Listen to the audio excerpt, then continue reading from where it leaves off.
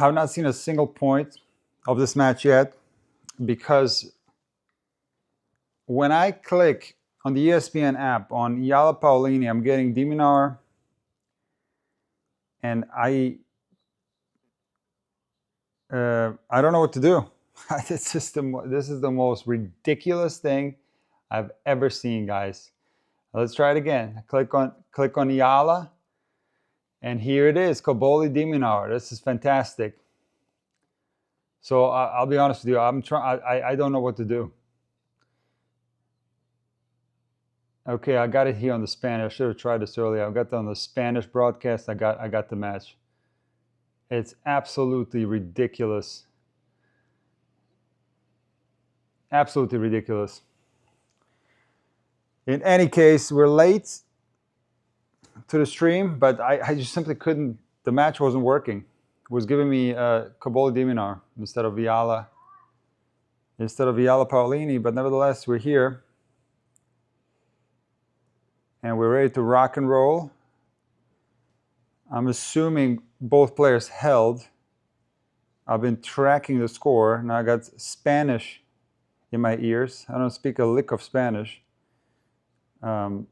This is so ridiculous. I don't know, the changeover, I'll try again, but this is so bad. But don't want to bore you with ESPN problems. If you know, a lot of you guys are watching from the Philippines, a lot of you guys are watching from Europe and from elsewhere. So to all my United States viewers, I don't know if you're watching on TV. I don't watch on TV because I can't see the TV properly, so I need the screen right in front of my face. And so I stream for other reasons, because usually during the changeovers you don't get commercials, even though on ESPN app you do get commercials. So again, I open the app, go on live matches, click on Eala Paolini, I'm getting Caboli Diminar. But it looks like Paolini starting strong in this one, serving well. She's going to be a very dangerous opponent for Eala. They played each other once in Dubai this year. I did comment on that match. Eala actually won that match. Eala played really well in Dubai this year. Before losing to Coco Gauff, she did not play a good match against Coco, but prior to that, Eala has been on fire. So I think she has a huge opportunity here to come through the quarterfinals, but it's going to be a tough task. So again, guys, apologies for being late. Let me try one more thing here, and I'll be right back, okay?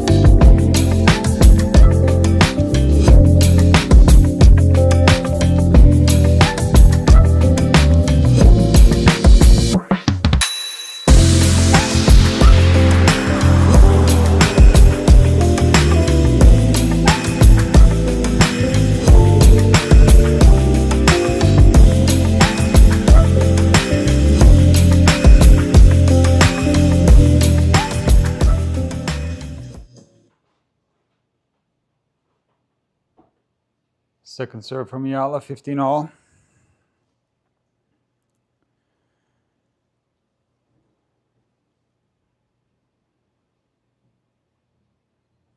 Second serve to the forehand. Eala opens up the court, spreading the ball nicely, but a phenomenal forehand from Paolini down the line. 15-30.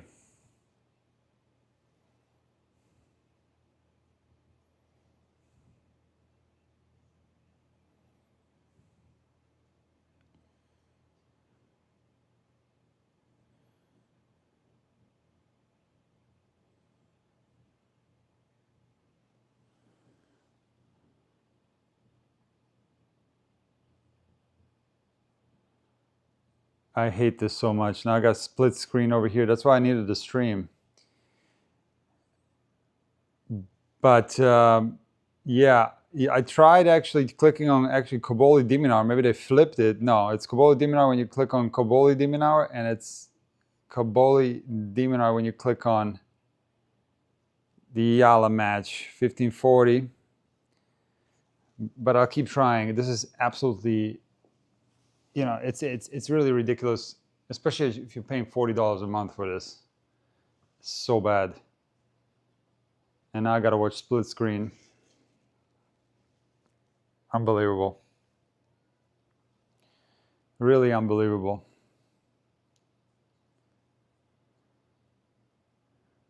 Slice from Eala.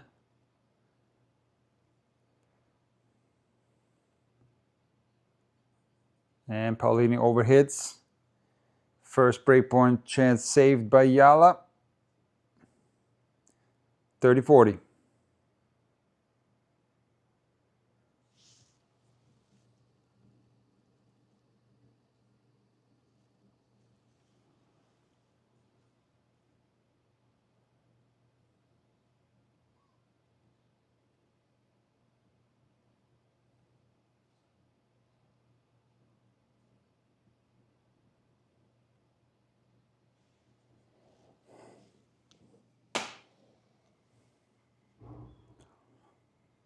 Well, it's a great return from Paolini. Good defense from Eala, but that return was so angled cross court, put Eala way off the court.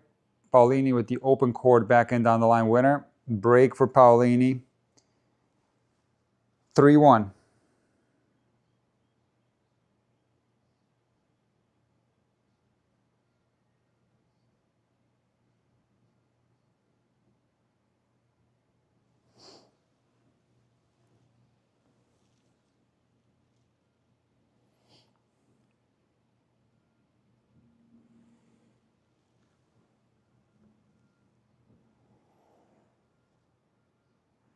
Random Tennis Gal. Yeah, I'm going to get into the videos from yesterday. I had to do 2 of them in one day. I'll get into that. I'll put a link here. Let me get settled. I literally was, I mean, I was ready to be here on time, but I was literally spending this maybe 10-15 minutes trying to find this match and to watch it properly. Big serve from Paolini there, and fortunate return from Eala. She got jammed there. Shanked the ball, turned into a very difficult shot for Paolini, 15 all.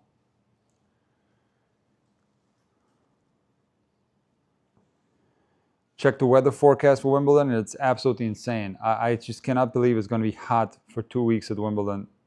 For the rest of the tournament, it's going to be 80s, and there's going to be one day, I think Thursday, where it's going to go up to 90. Absolutely incredible. I mean, listen, I'm an old schooler already. I remember the days where it was raining nonstop in Wimbledon. That was the norm. I don't know what this is. Eala misses the forehand so far. Paolini has been the better player.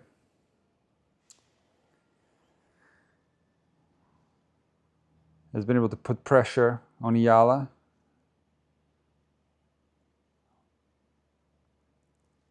Alexandra unable to play her aggressive game, you know, open up the court and put pressure on Paolini. It's Paolini who has been dictating. And also on top of that, some unforced errors from Eala. So hopefully she can settle into this match and find her level.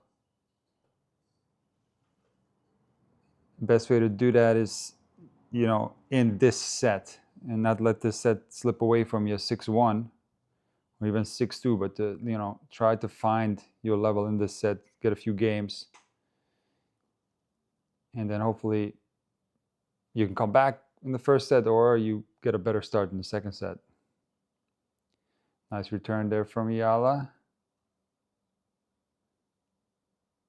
There was some really good forehands from Paolini. Inside out volley, and she covers the line, puts away the volley cross court. 4-1. Paolini putting a lot of pressure on Eala with her forehand. The forehand is exceptional from Paolini. And she'll run around as many backhands as she can. She's very quick. And that's how she will dictate play. So, going to be interesting. Hold on 1 second here.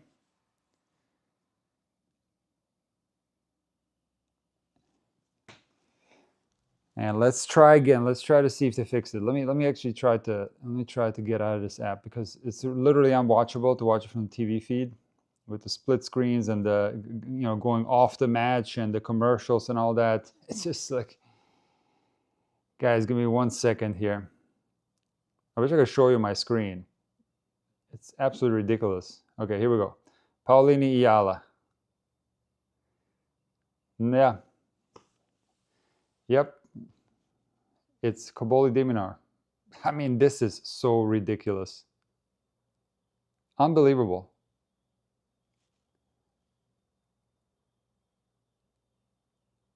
I mean, it's very frustrating, I'll be honest. I did the video about this first day of Wimbledon, and I'm probably not going to talk about it again, but I really should, because this is so irritating. You know, when you're paying $40 a month, right?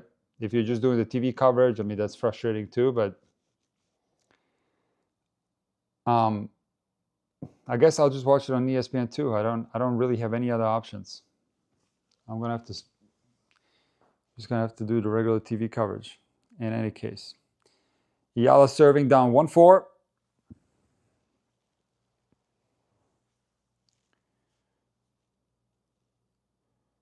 Paolini with the aggressive backhand return, overhits it long. 15 love.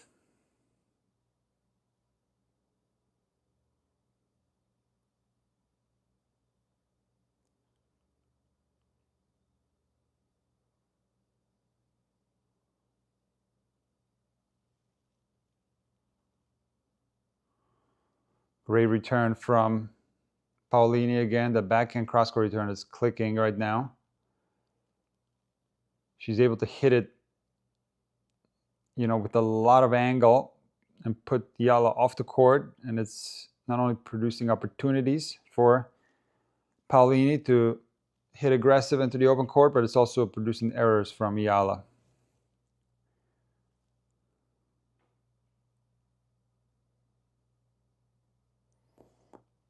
Rachel, you see what I mean? Your ESPN is playing the men's match too, so I'm not alone. If you're talking about the app, TV coverage, I guess you have no control over. You gotta take whatever they give you.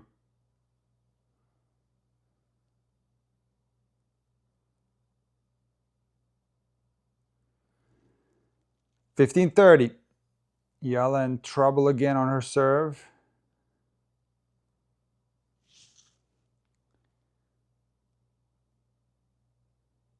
Eala's serve percentage dipping under 60%. It's at 58 right now. That's always the danger zone when that first serve dips under 60.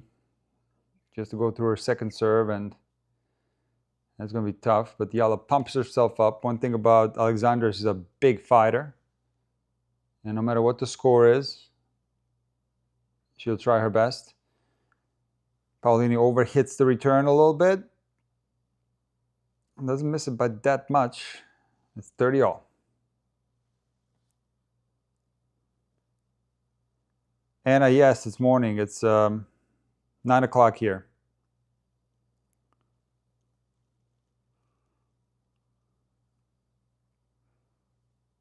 Where's your morning coffee? Remember, I'm trying to quit the coffee. I'm quitting.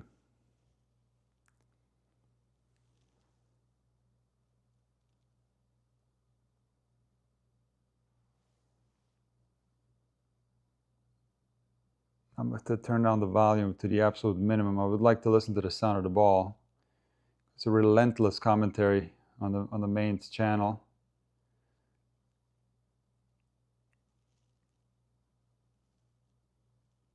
And another backhand miss from Paolini, and Eala pumps herself up big time on that one. Holds, a very important hold right there. 4-2. Let's see if Alexandra can make any inroads on the Paolini serve. So far, the Paolini serve has been excellent.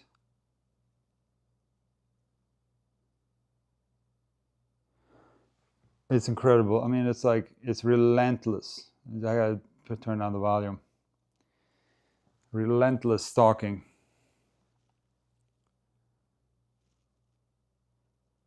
Strong forehand from Paolini, but a nice cross-court backhand by Eala opens up the court.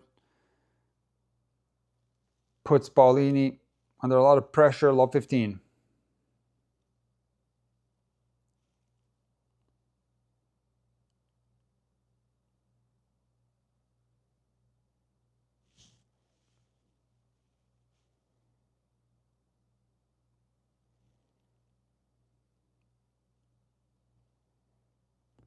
Second serve. Paolini is a big chance right here for Eala. Forehand return deep down the line. Good defense from Paolini. And Eala is pouncing. Paolini gives her a little bit more height, more spin on the forehand, and Eala gets airborne.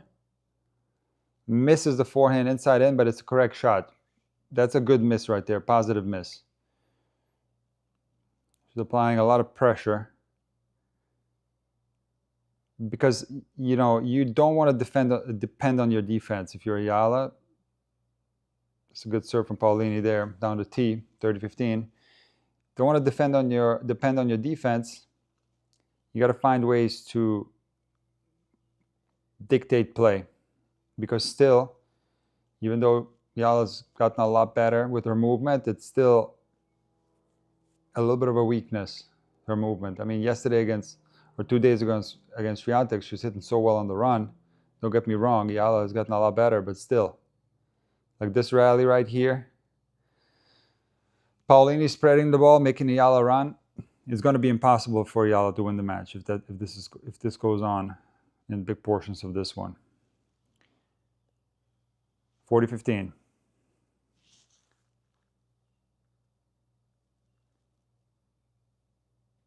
Yeah.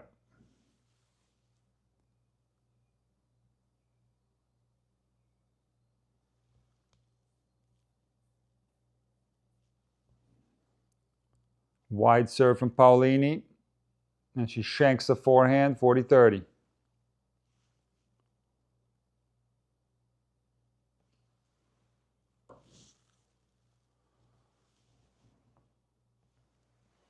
Hold on 1 second here.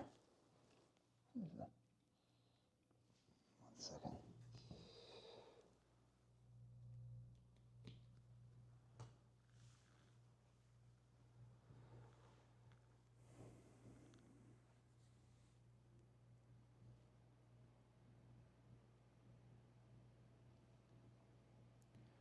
And from 40-15 to deuce.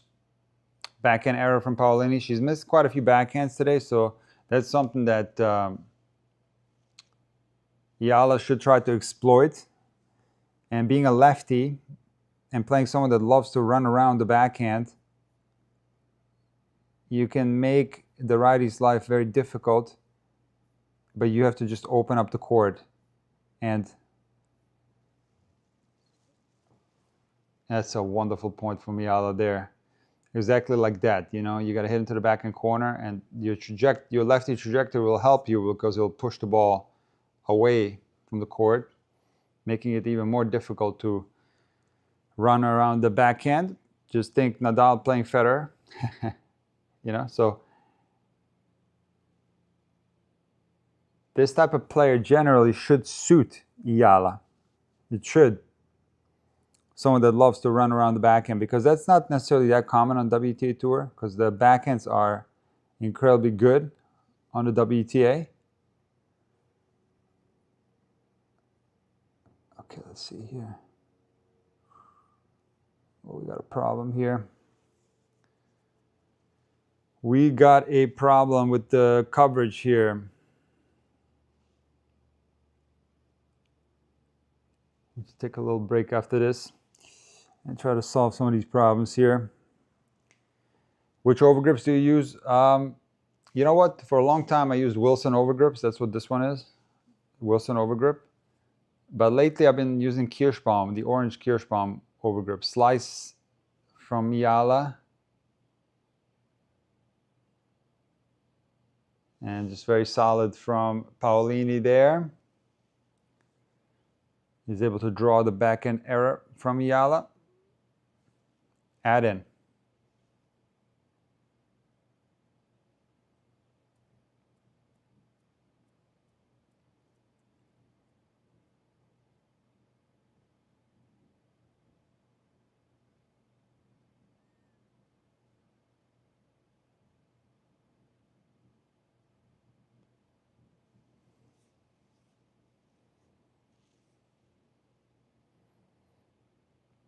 Good deep return from Eala.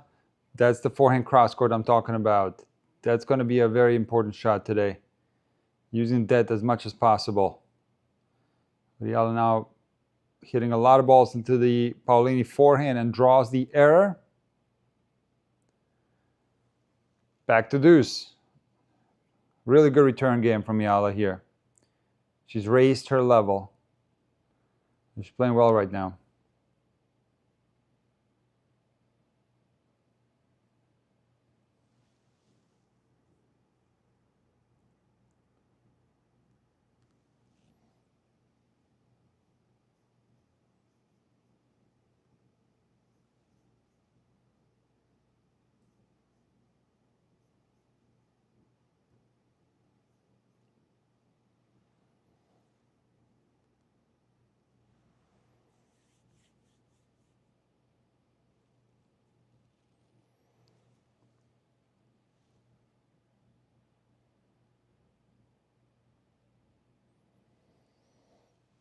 Add in.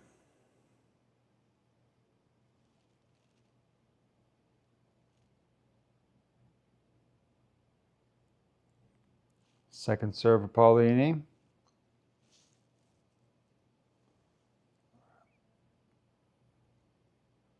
Eala with that inside out backhand return. And she goes to the forehand of Paolini, who hits a down the line winner. Paolini's got an excellent forehand. Eala will have to go to the forehand in a way where Paolini is running. You're not standing, as simple as that sounds. And that's going to require a shot prior to hitting to the forehand that pulls Paolini a little bit more to the backhand side, so she creates that space on the forehand side right here, you know. So it's about creating the angle here so that you can go here.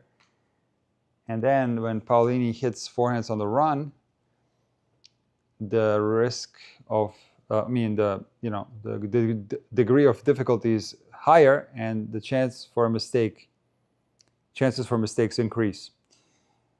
Okay, guys, you know what? We're gonna try to fix a couple of things here. We won't be able to fix the broadcast because that's an absolute disaster. Not mine, but ESPN. We're going to keep trying to click on Eala Paolini and try not to get the Cobolli match. But I'm trying to find out what's causing this problem here with the stream.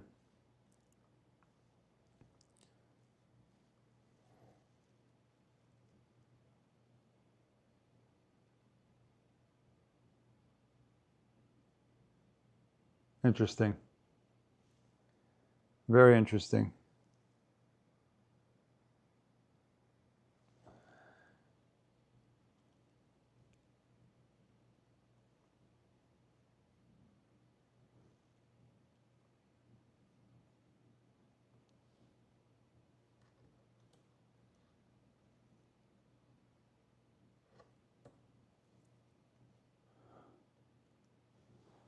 Eala serving down 5-2. One break of serve. 15 love. You know, Eala pumping herself up after holding that game at 1-4. She's a different player since that moment in time, for sure. Different player. And she's in this match now. She's in it. But unfortunately, Paolini's playing well. And she's down a break. But I expect a good second set from Eala.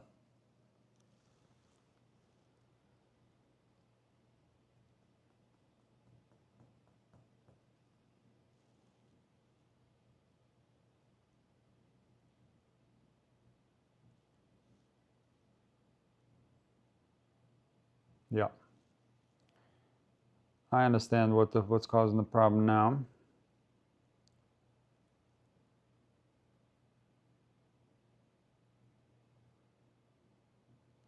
Yeah. We got a problem here. We got a streaming problem, guys. I don't think I'm going to be able to fix it while I'm live, though. So it is what it is here. We got to just deal with it and fix it afterwards. 15:30.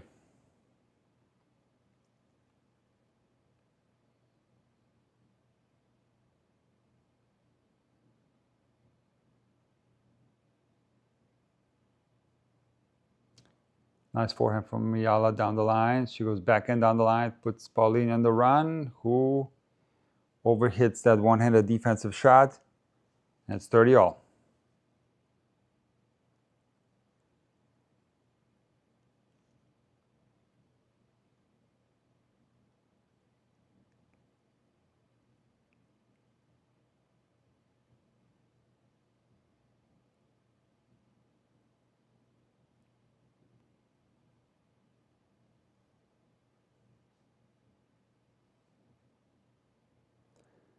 So, don't know if that counts as an ace. I don't know if the Paolini got a racket on that, but that's a nice first serve. Slice down the tee on 30 all. Very clutch from Eala, 40-30.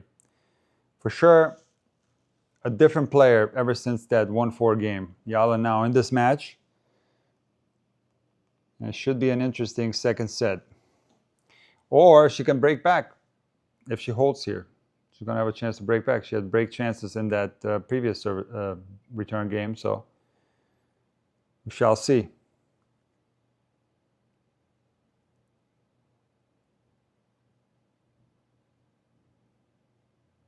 Nice backhand from Eala. Half-court forehand. She goes inside out for a winner. Eala holds. 5-3. Paolini will serve for the match. An opportunity here for Eala to get back on serve.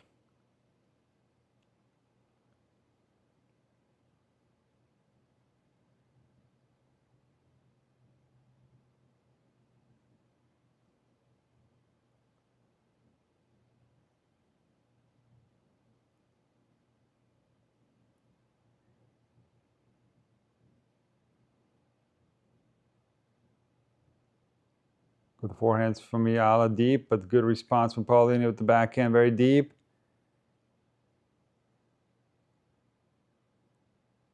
And Paolini hits that backhand right on the baseline. That could have easily gone long. Not something that Paolini planned. You don't plan to hit the backhand on the baseline, so fortunate there. 15 love. First serve goes out. Second serve, let's see if Eala will pounce on this one.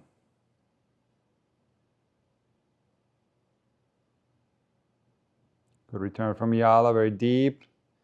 It's a short ball and a wonderful lob from Paolini. One of the reasons why she's such a good doubles player. She has an exceptional lob, both on the forehand and the backhand side. 30 love.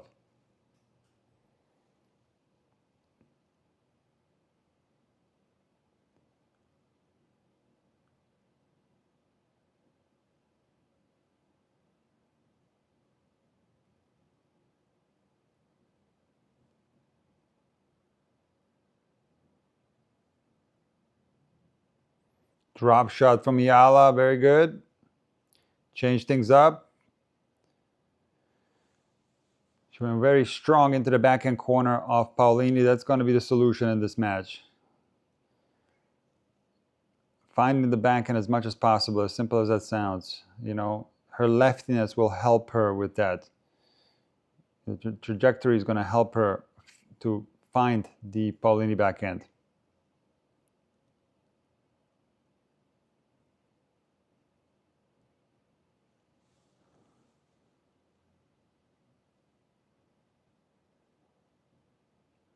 Eala goes down the line with the forehand return off that second serve, misses long. It looks like a really, poor error, but that's one of the shots that Eala makes very frequently. So I put this in a good miss category. I don't mind when Eala's aggressive on the return of serve, especially on the second serve. That's her biggest strength.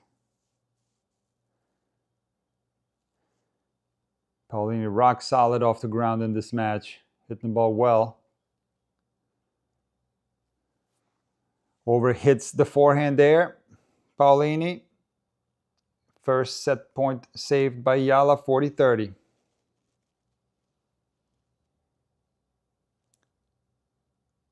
Wait, so the backhand was long because it appears to be break point for Eala. So that first backhand was long, I guess? Hold on a second. So it's 30-40, okay. So it's break point chance for Eala. That's just too good from Paolini there.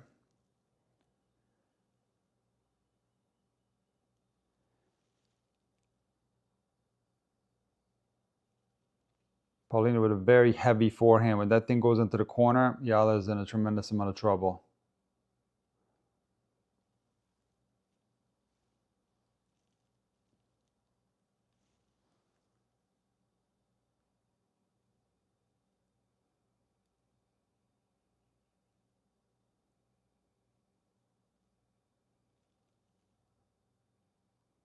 Incredible backhand from Eala on deuce. Cross-court winner. Another break point opportunity to get back on serve in this set.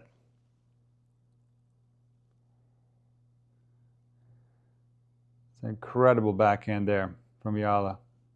Great angle. A very flat backhand too, if you look at the swing path. It's a flat trajectory and not that much RPM on it.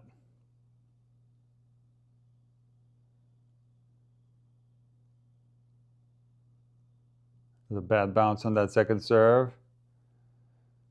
That was a lively second serve, plus it hit something in the court and had a weird bounce.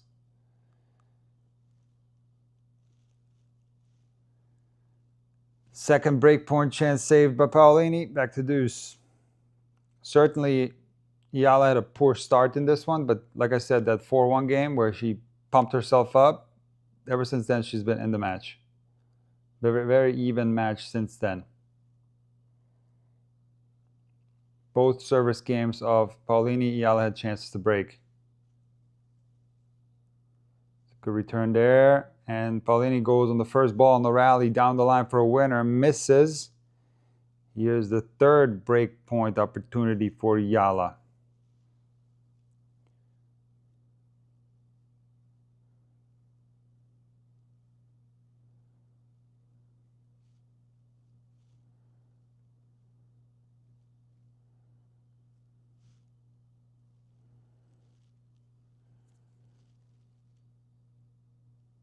Another forehand, almost the same forehand from Paolini twice. This one, she had to move up into the court a little bit and misses wide on a down the line attempt. And there's a break for Eala. We're back on serve. Okay, let me try to make some technical changes here. You got technical problems galore today, guys. First and foremost, we're late 2 games because The ESPN app is not working. And you click on the Eala Paolini match and you get, you're still getting Cobolli. Unreal. It truly is incredible how bad this is.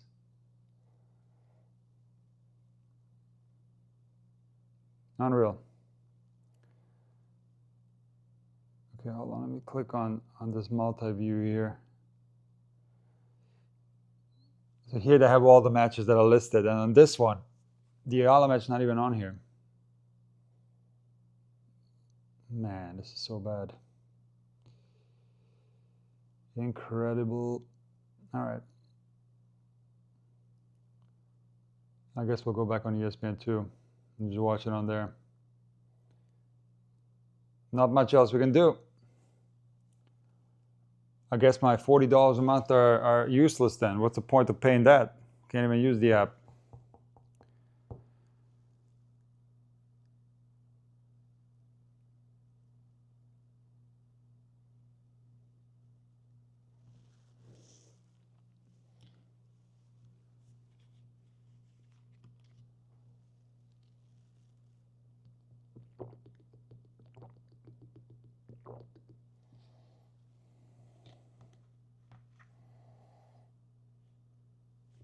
There's a delay. Somebody's not feeling well in the stands. Understandable. It's incredibly hot in London right now. So we're going to use this time to try to figure out why I'm losing frames here on the stream, because I thought that was fixed, but I guess it's not. A lot of dropped frames today. I don't get it. Don't get it.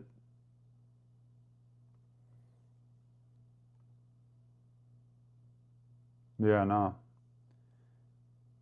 We got streaming issues today, guys. Now, I'm not ending this thing because that's going to create a disaster. So we're going to have to power through this one. But I apologize for the lagging, in the stream when you're watching it. I hope the audio is okay. But yeah, I don't know. I don't get it. I thought I solved this problem, but I guess not. I guess not.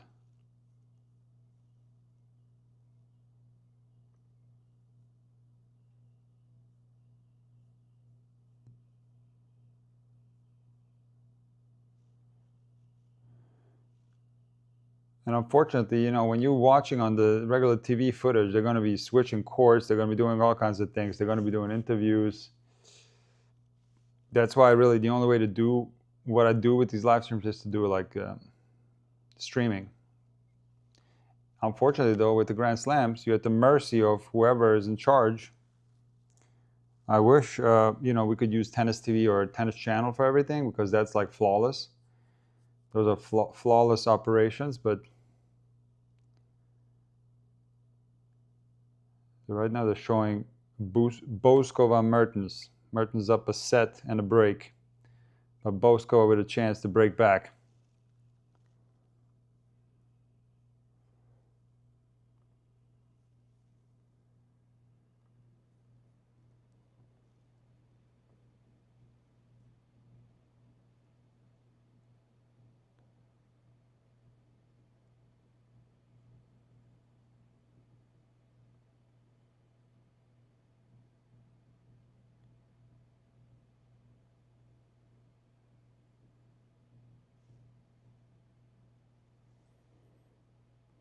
And here we go with the split screen. Fantastic. 15-all.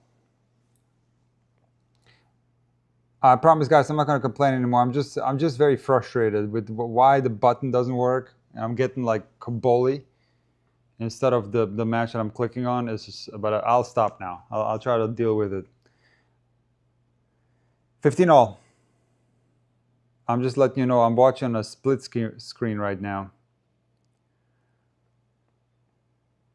Second serve for Eala.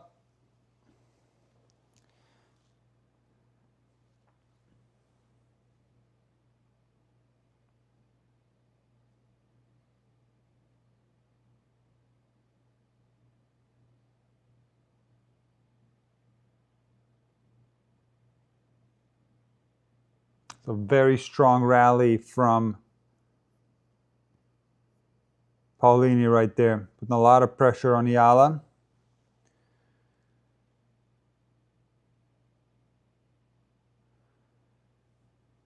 $15-30. Eala needs a big first serve right here. Misses it. Second serve.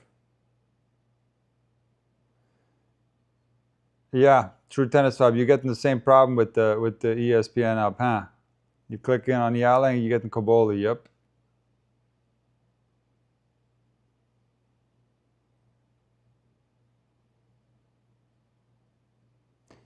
That's a very frustrating error for Paolini because she was in the good position in this rally. Got Eala way off the court.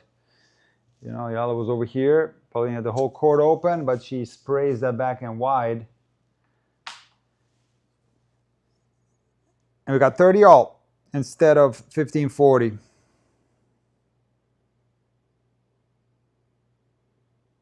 Yeah, true tennis vibe. Same here. I'm watching on split screen right now. Not my choice. And I think split screen is one of the most ridiculous things ever. I can't focus on. I can't watch two things at the same time. You know. It's an error from Eala. 30-40. Set point Paolini.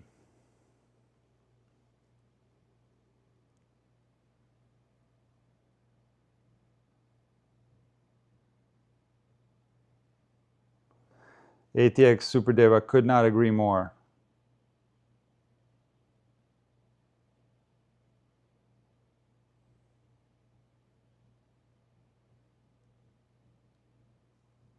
Second serve, Eala.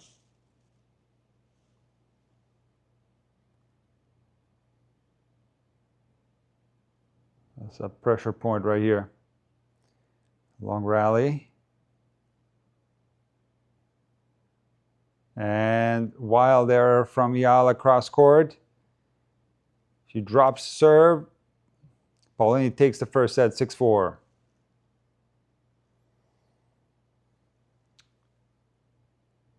Not a good service game there from Eala, but certainly she's in the match now. You know, at 4-1, it looked like the set could be 6-1 potentially. Eala was not playing well in the beginning.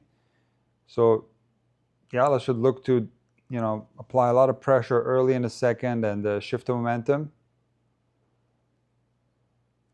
There's still a lot of opportunities in this match.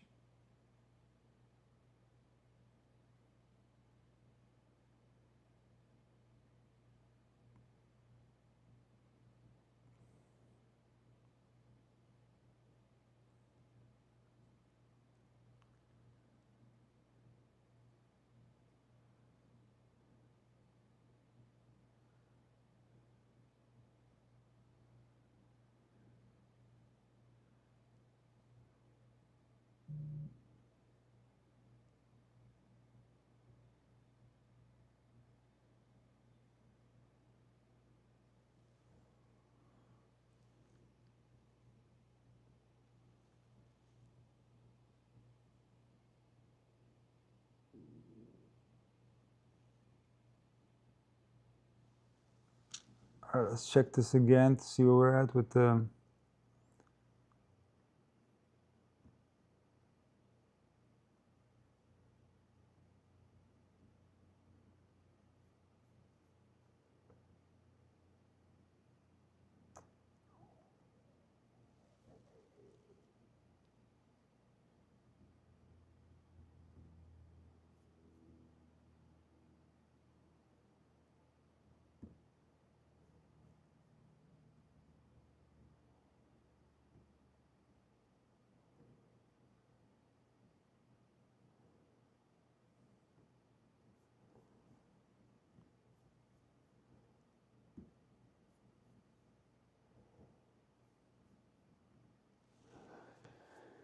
Second set underway. Paolini serving first. And a good start there from Alexandra. Love 15. Like I said, she needs to apply immediate pressure here. She's doing well on the Paolini service games. Not serving well today, Eala. That's something that's very important for her. She's at 50% first serves, which makes it very difficult to win matches against the top players. When she's serving 50, the half of the point she has to go over her second serve. It's going to be tough to win that way. But she can improve her first serve percentage, certainly. Doesn't have to stay this way. And she's doing good on the return of serve. There's that backhand down the line return winner from Eala. And we got love 43 breakpoint chances. Ever since that 4-1 hold, Eala's been returning well. So still a lot of possibilities in this match to come back.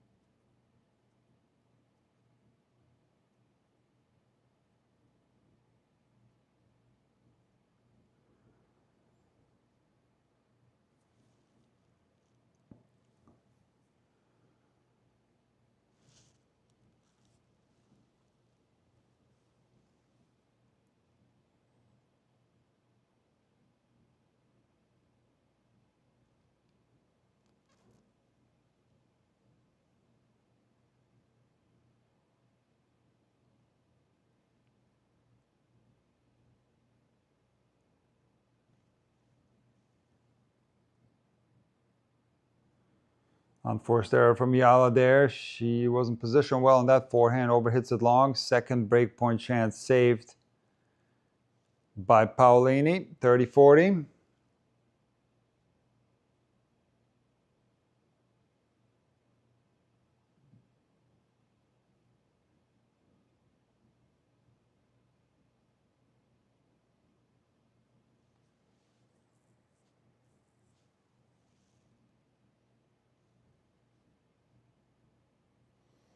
Another forehand error from Eala there.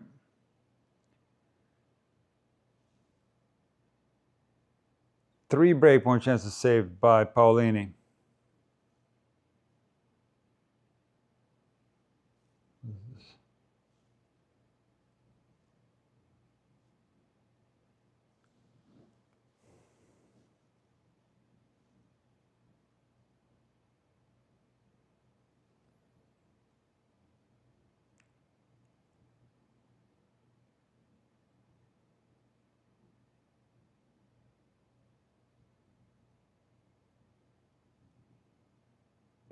Very strong point for Paolini there.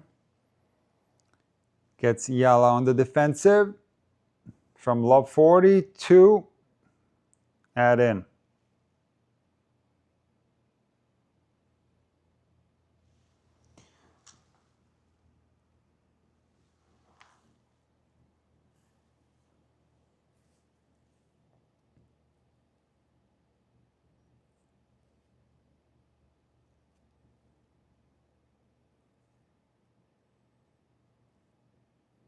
There's a backhand error from Paolini. One thing that Eala is not doing, which I think is a huge tactical error, is opening up the court with her forehand to the Paolini backhand. And she's hitting more like she's going more through the court and hitting long.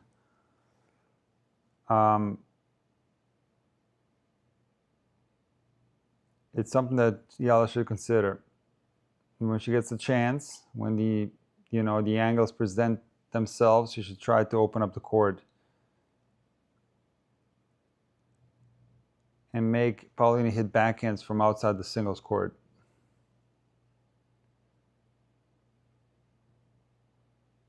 And Paolini made that backhand, defensive backhand winner, cross court.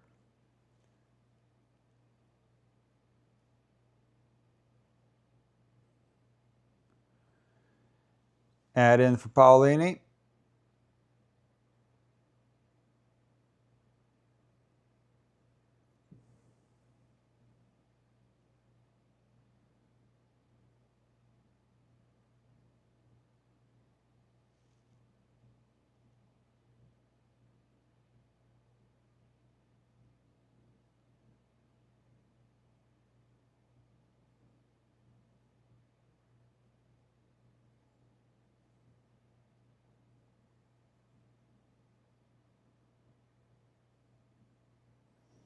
Nice hold there from Paolini.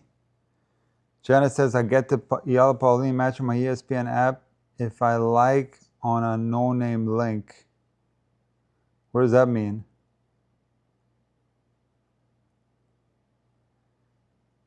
What do you mean by that?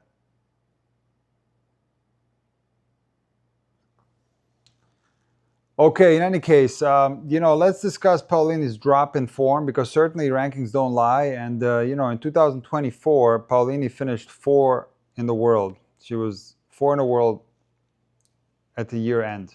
And, of course, she had 2 Grand Slam finals in that year, Roland Garros and Wimbledon, which is incredible. That was prime Iga that she faced in the final of Roland Garros. She lost 2-1. That level of Iga is long gone. And then she faced an exceptional grass court player in Krejcikova in the Wimbledon final, where she actually took a set off of Barbara, who was 6-4 in the third. And a lot of people expected like a fall off from Paolini in the following year, but don't think there was that much of a fall off. Obviously, there weren't any more Grand Slam finals, but one tournament that stood out for me as maybe Paolini's greatest success, biggest title, was winning Rome at home in 2025. That was a huge title for Paolini. And she beat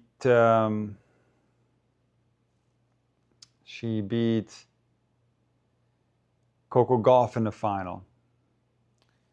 And that was a huge win.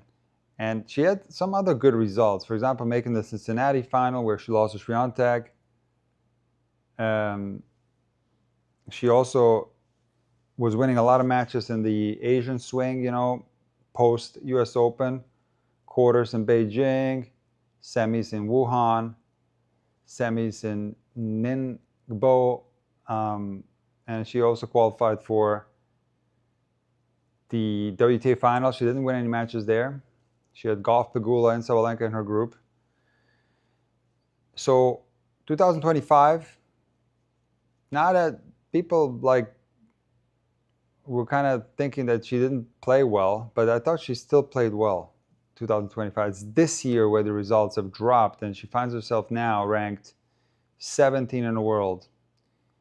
And she's lost a lot of matches. For example, Eastbourne last week, she lost to Tatiana Maria first round, 4-3. Roland Garros lost to Sierra, second round. Rome lost to Elise Mertens in a really brutal match that she should have won. 6-4, 6-7, 3-6. Lost to Batiste in Madrid, second round. Lost to Sonmez in Stuttgart, first round, 2-2.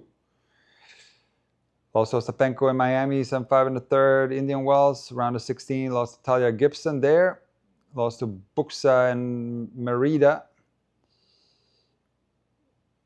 And lost to Eala in Dubai. We talked about that, 1-6. Lost to Sakari in Doha, first round, 4-2. Lost to Iva Jovic at the Australian Open in the third round. And at the United Cup, she lost to Benches, 4-3. So it's been a rough year this year. It's been a drop off. So she can turn it around. Right here she can. There's a lot of opportunities for a lot of players, Paolini included, to do something big at this year's Wimbledon. And I can't really tell you what the reasoning for the drop in form. It's just that tennis can be really brutal. Tennis is tough. To maintain that level it's very difficult. And it's only natural to have ups and downs. But I do think that Paolini can make it back to the top. Can make it back into the top 10. She's a very dangerous player, capable of, playing well on any surface, but especially on the natural surfaces, so to speak, clay, grass. She's very good. She's very crafty. One of the best forehands on the WTA Tour. One of the heaviest forehands on the WTA Tour. So, she's a dangerous player. Eala looking better though. Like I said, ever since that 4-1 game in the first set, she's in this match now. 15-30 on the Paolini serve, 1-1. There's a mini window right here for Eala to go up a break in the second set.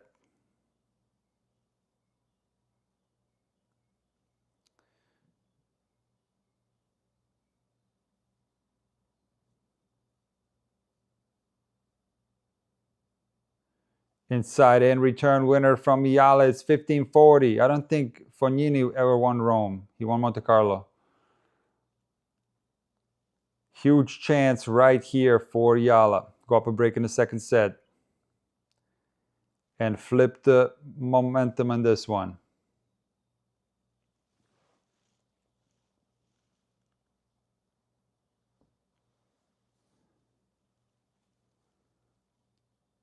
Big serve though from Paolini to save break points.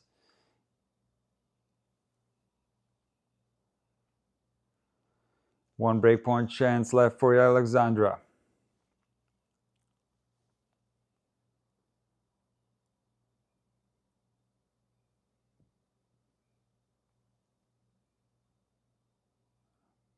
Split screen on break point. Love it. Good timing for the split screen. Wow. And Eala goes down the line with the forehand. Good defense from Paolini, and down the line backhand winner from Eala. Here's the break. 2-1 second set. Okay, let me check again if I click on this actual match, whether I'm going to get the actual match on the streaming service, because now they switched over to Boskova Mertens. And this is unacceptable. Hold on a second. Let me click out of here. And then let's again click on, where is it? Eala against Paolini. Where are you? Not here. There's like 20 junior matches. I wonder if anybody watches those. I mean, I do. Some of them, but those can't be that popular. Maybe do a separate section for those. No, I can't find it at all. I cannot find it at all now, the Eala match. Hold on.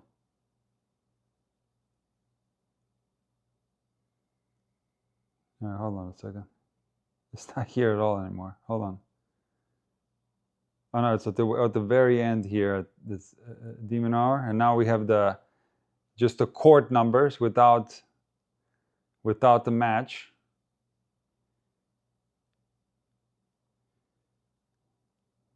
Just the court numbers without the match. So you don't know who's playing. There's no thumbnail, nothing. I don't see Eala at all anymore. I don't.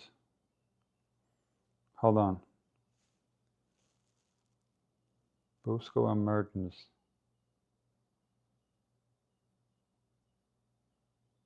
No.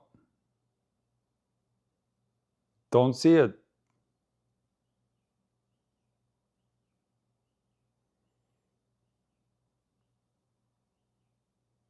Yep. They took it off. Maybe they're fixing it. I don't know. They're already playing. I don't have access to the match. I shouldn't have clicked off of that, whatever. But it wasn't showing it anyway. They switched over to Mertens. So I don't know. I don't have the match right now. Unbelievable. $40 a month for this. This is disgrace. Absolute disgrace. And now I click on something and I have to sit here through a minute and a half of commercials to get anything. Wow. So bad. 15-all. Eala serving. Lost the first set 6-4, up a break in the second set. All I'm seeing is commercials right now.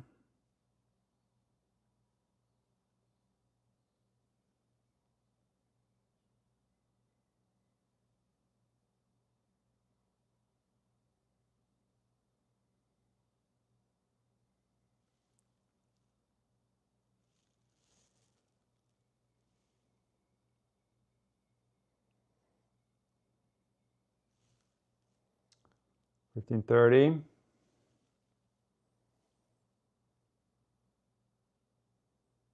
Yeah, no. I can't see the match at all. I apologize, guys. I can only tell you what the score is. I have absolutely no idea because I don't have access to the match. Because they're showing the match point on Mertens here.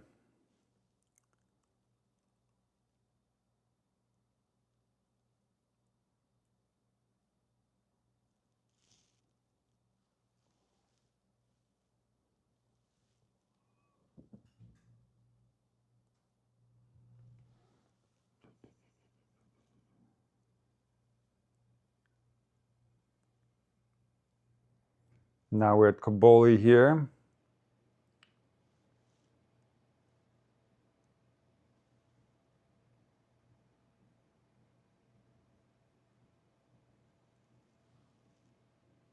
$30 all. Okay, let's see here. Let's try something different here. Let's click on a different broadcast.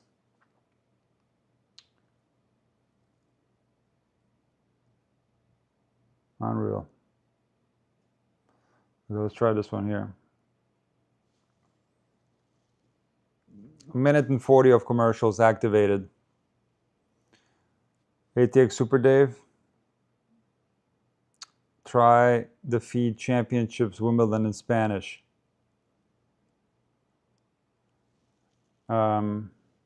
Listen, yeah, I'll try that, but you're at the mercy of whatever they choose to show when you watch it to like ESPN2 on the app. What happened in the beginning was that he did have a Eala Paolini live stream, dedicated live stream, but every time you clicked on it, it was the Kaboli match, and now it completely disappeared. So I have to sit here through a 1.5 of commercials. Every time you click on something, Eala dropped her serve. 2-all. Every time you click on something, it activates commercials that last like 1.5.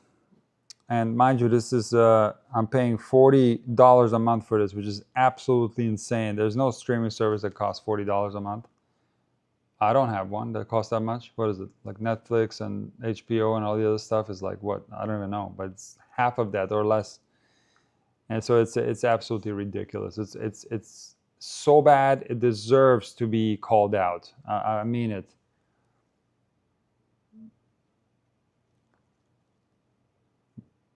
To show you commercials like this aggressively and to give you a service that's subpar for $40 a month, it's brutal. It's absolutely brutal.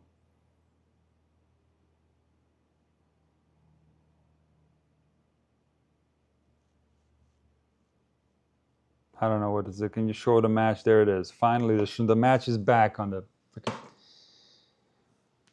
I missed an entire game there. Paolini serving. A 2-all. She broke back. Love 15. Inside in. Return winner from Eala. One of her best returns. Love 30. Alexandra frustrated in today's match in some portions of the match, you know? I mean, she's fighting hard. She's a big fighter.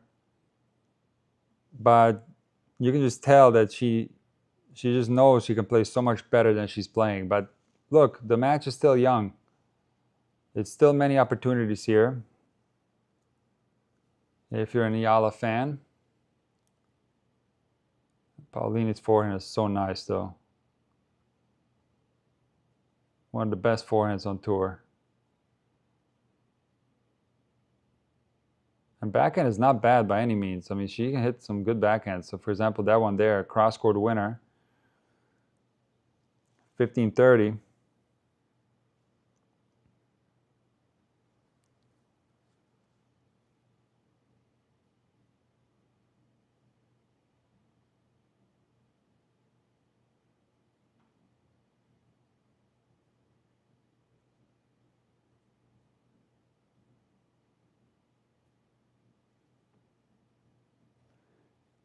That's a good serve from Paolini there. Good placement. Gets Eala to return outside the singles lines. And you got 30-all. Okay, you know what? Guys, if I forget, remind me to talk about some of the videos that I released recently during the next changeover.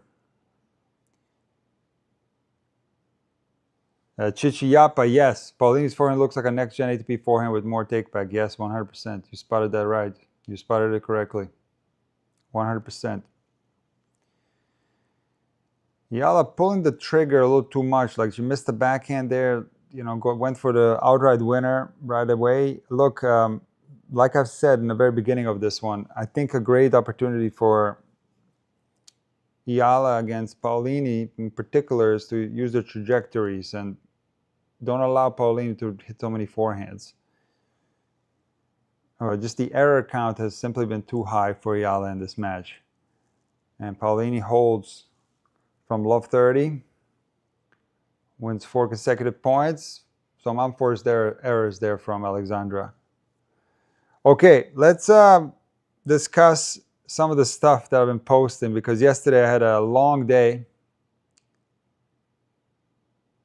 Yeah, Super Dave, it's beyond comprehension, but it's actually, you know, it's actually like, in German we say that's dreist. It's dreist. It's like they don't care, you know what I mean? Like they don't care. You know, that they're the only game in town, I guess, to watch this tournament, so they don't care. They'll give us this, charge us like ridiculous amount of money for it, and I guess they don't care. I haven't seen any improvements. Like, listen, I know they've improved with the commentary. Everybody loves Andy Roddick, and that's all good, and it's great, and you know, but I don't listen to the commentary. I'm watching on stream.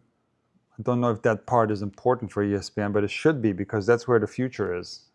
Less and less people watch stuff on TV. You know, everybody's streaming everything. So that part has been far worse than with anything else. But again, let me not forget, because I got a split screen again here. I released a video later than usual yesterday. That's day 7 it was, I think. Day 7, yeah. It came out at like 5 a.m. I finished it last night. I scheduled it for 5 a.m. So check out that one. I talk about, you know, Djokovic and Sinner's 4th round matches. I preview the quarterfinals, Djokovic FAA, Sinner Struff. I preview that. I talk a little bit about the women's matches, top half of the draw, which those quarterfinals are going to be fun. There's going to be some high-level tennis there. That's a good lob from Paolini there. Paolini, one of the best lobbers on the WTA Tour. And I released finally the Eala serve analysis video. So I'm going to link that one here. If anybody's interested to check out some of the technical characteristics on the Eala serve and things that she can do better, things that she does well, I'm going to link it right here in the chat, guys. I'll pin it for you. And you can take a look later, or you can take a look now, whatever you want. You can check that video out.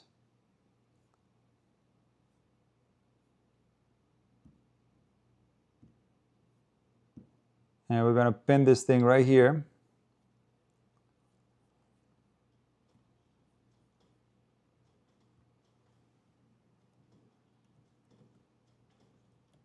One second, Simone. Hold on, buddy. You hang tight over there, okay, Simone? Oh my God, hold on. 1 second.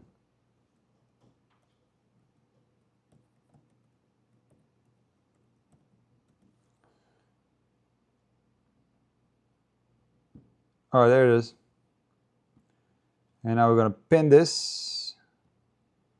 And then we're good to go, guys. There it is. Message pinned. We're good. Here you go, Simone. Look outside, bud. 30-15. Missed the last couple of points, but nice to see Eala win 2 consecutive points down love 15. It's a dangerous part of the match for her. The whole match can slip away right here. Great return there from Paolini. She apologizes.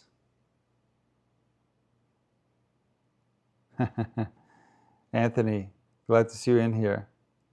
Main character energy, Simone. Yeah, definitely. Definitely.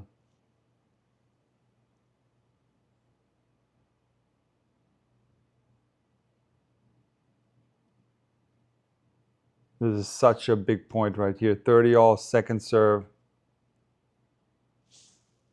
Simone, you're really blasting the sun in here now, buddy. Come on, this is enough. You can see. That's an unfortunate error for Paolini there. Off a second serve. That was a big opportunity.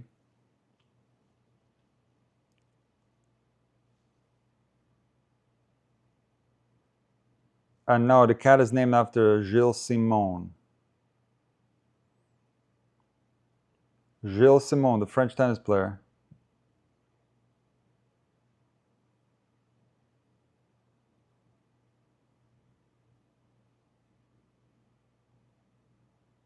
Slices from both players. Is that a slice winner from Eala? Not something you see every day. Was it in? That appears to be in. Backhand slice winner from Eala, cross court, and she apologizes. Sure didn't intend to hit it that hard and that close to the line, but nevertheless, a humongous hold for Eala right there. Simona, what is it, bud? Come on, what are you doing? If you put it like this, it's going to be too bright. This is enough. You can still see out there, okay? Like that. That's enough. Here's that slice winner. Look at that thing. It is so hard.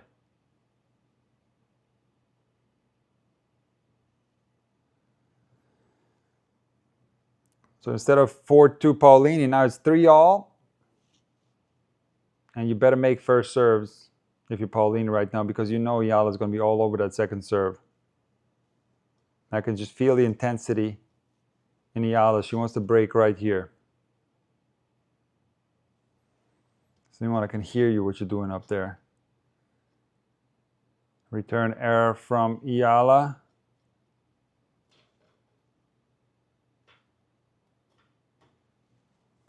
$15 love.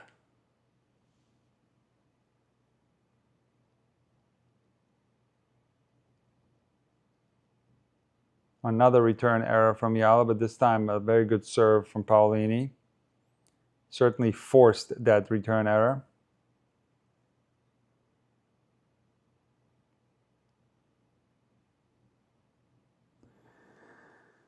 Track 444 says, supposedly Eala has improved a lot on her serve, but what happened to her serve today? I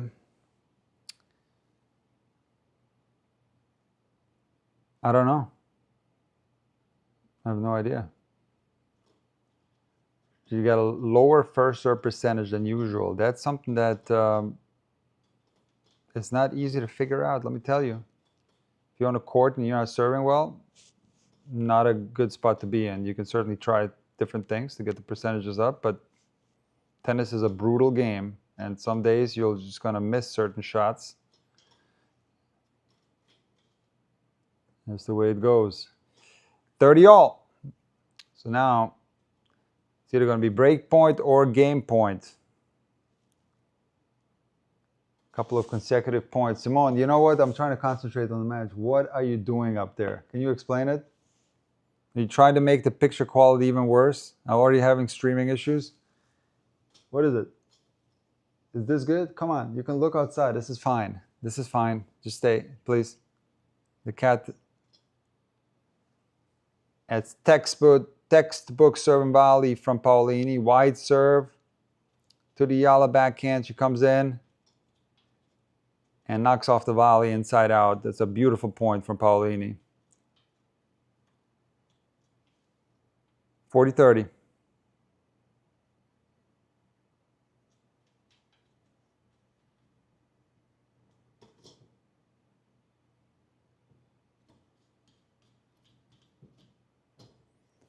I know what Simone, what will get his attention. Simone, you want to check out my draw, buddy?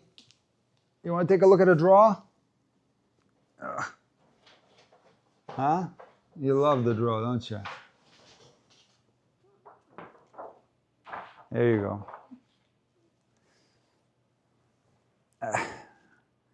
Ace from Paolini on deuce. Huge. Absolutely huge right there. Big point.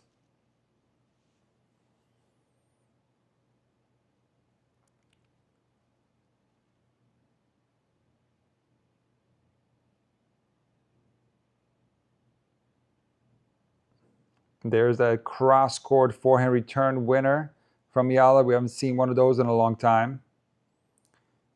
And back at deuce again. It's a big point, meaning either it's going to be a break point or game point.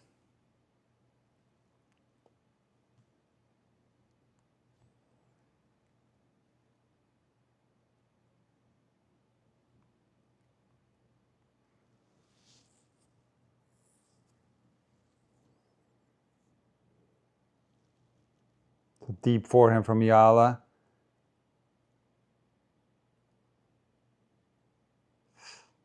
Yeah, she missed that into the net. Great rally from Paolini, though.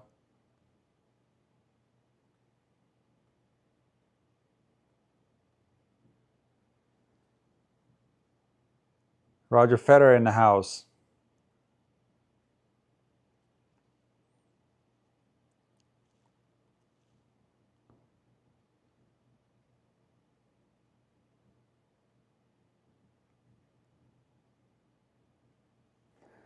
Paolini misses the forehand off of the half court there. It's a frustrating miss from Paolini. Deuce.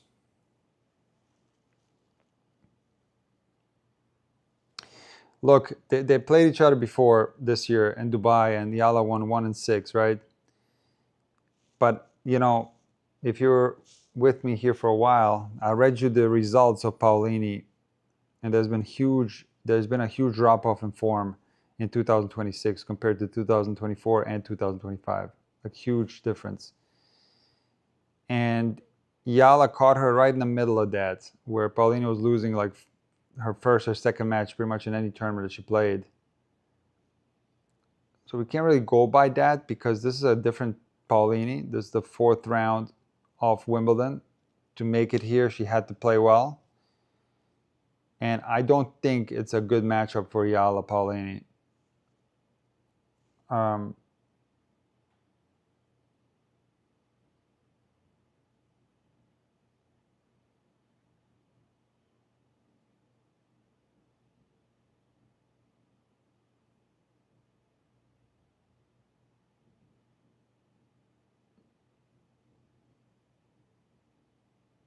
Oh, wow.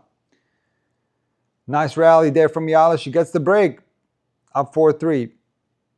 A reason why I say that is that, you know, that heaviness of the Paolini forehand, especially if they would play on clay, I think it would be very difficult for Eala. Because I do think, despite the fact that Eala does hit a good high forehand, I do see her as a player who likes to stay low, you know, crouch down, redirect balls. As much trouble as Eala's had against those big strikers from Czechia, you know. But he always says she has such a bad record against Czech players. But I think that's a style that Eala absorbs better. Like, for example, Maya Joint, perfect example. I think Eala likes to play Maya, plays her well. Of course, when you get these power hitters and Eala catches a poor day serving, it's low first serve percentage, she can get blown off the court. No doubt about it, like Noskova, no doubt about it. But it's the players that play heavier, like a Goff or a Paolini. To me, that's more challenging for Eala because she can't play her style where she's crouching down and redirecting, and she would probably need to revert and play further behind the baseline. You know, she has to adjust her game. However, on grass, it's a little bit different. You know, the ball doesn't bounce that high, so maybe not that big of a problem, but certainly she's in this match. Needs to take care of a serve. That should be one game away from the second set. Yeah, Nitraj, Roger is there. I better get up and watch. Yes. If you have a hard time deciding between Cobolli or Paolini, you know where it's at. You watch what Roger is watching. He's watching Paolini.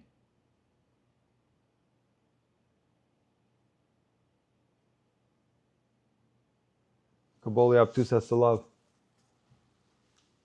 All right, let's see here. Stream health is okay. They have a warning at 9:13 a.m., but 9:24. It's been good, I think, so far. So I don't know. I don't know.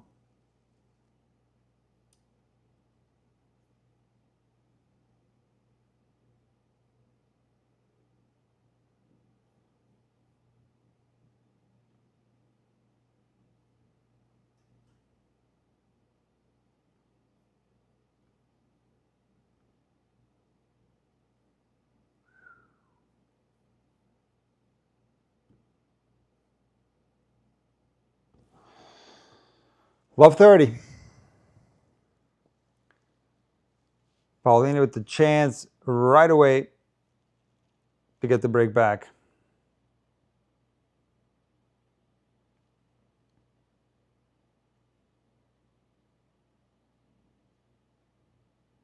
That's a nice curler there from Paolini. Nice cross-court forehand pass.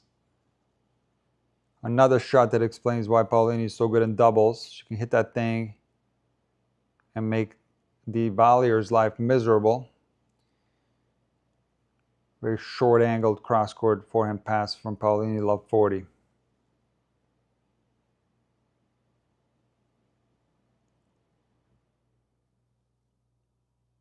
That's a strong point there from Eala. Saves the first break point, 15-40.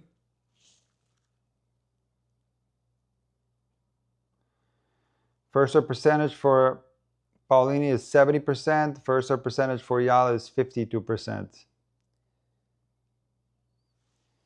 If she can win this match with a 52% or 50% first serve percentage, I'll be very surprised. She needs to get her first serve percentage up. That's a phenomenal point again from Eala. Exactly what I talked about before, like opening up the court to the backhand of Paolini, creating that space on the forehand side, and then going down the line. Not only will that produce winners, but it can also draw errors from the Paolini forehand. That's a good tactic right there. 30-40.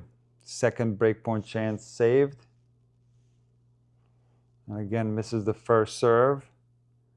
Has to go through a second serve.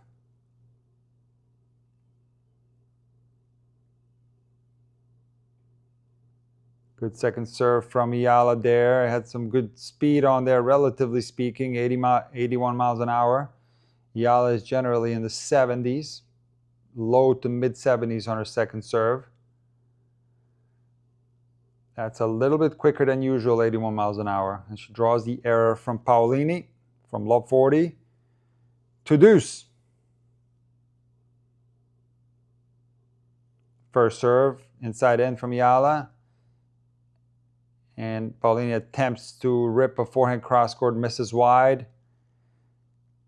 Add in. What a huge game for Eala. This type of game can flip a whole match.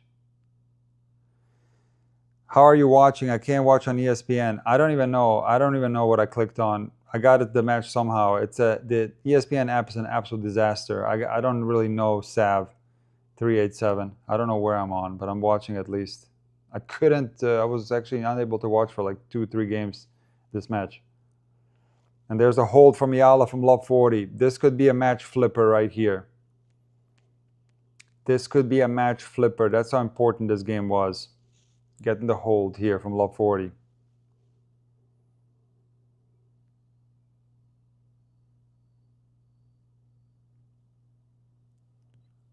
Yeah, random tennis gal, I agree. Very huge game for Eala, 100%. Yep.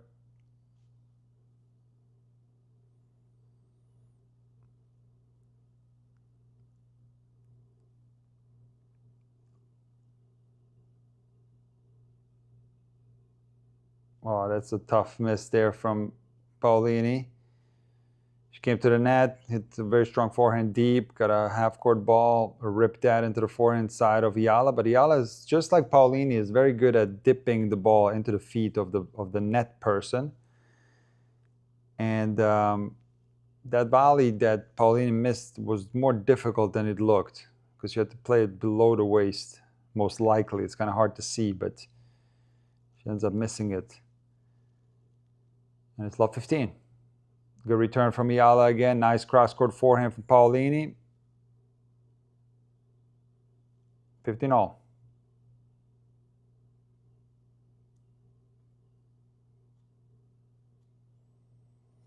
Well, True Tennis Vibe, look, right here, making the 4th round of Wimbledon is a success. Don't get it twisted. Don't get it twisted. 4th round of Wimbledon, that's good.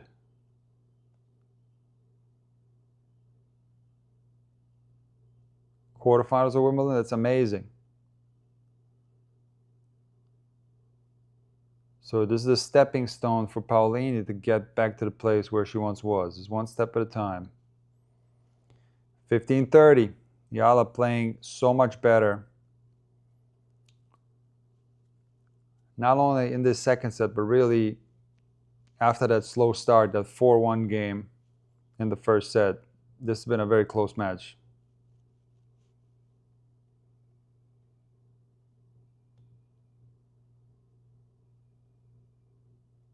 Sasha 888, yeah.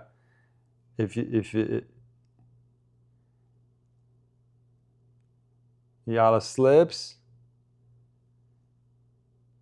And a nice drop shot from Paolini, 30-all. I don't think anything happened to Eala.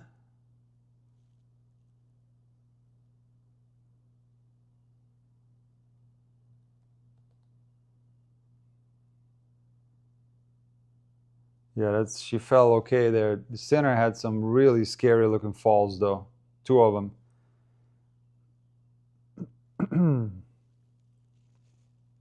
Beautiful point from Paolini. Big serve down the tee and then an inside out forehand winner. 40-30.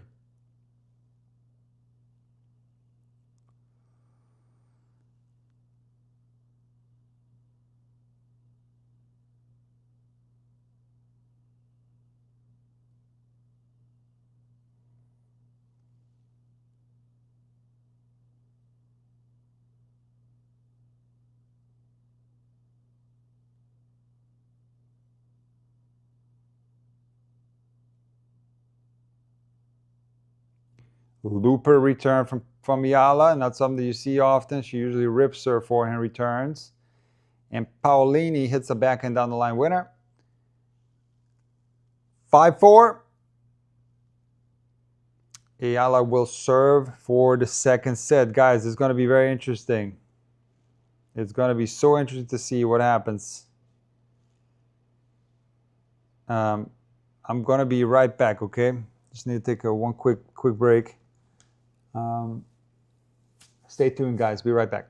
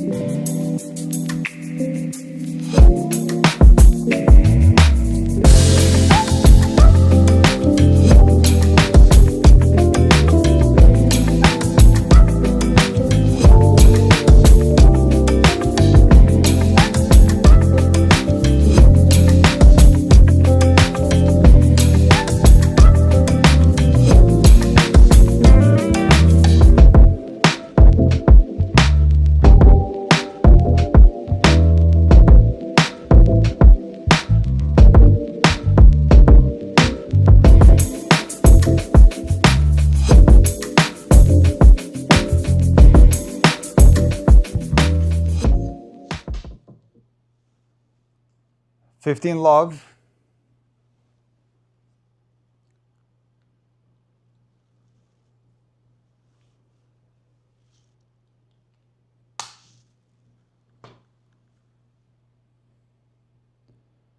Nice first serve from Eala. Gets a free point off the first serve.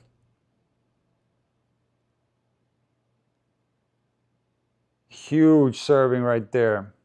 Look at this. First serve percentage. Set 1, 50%. Set 2, 65% for Eala. Like I said many times, you know, I made a video dedicated to the Eala serve yesterday. The first serve for Eala, the first serve percentage, is one of the most important things to look at. And it can tell you so much about her chances to win a tennis match at this level. A fantastic defense from Paolini there. Eala had a chance to put away the forehand, didn't do enough with it. Paolini's such a good defender.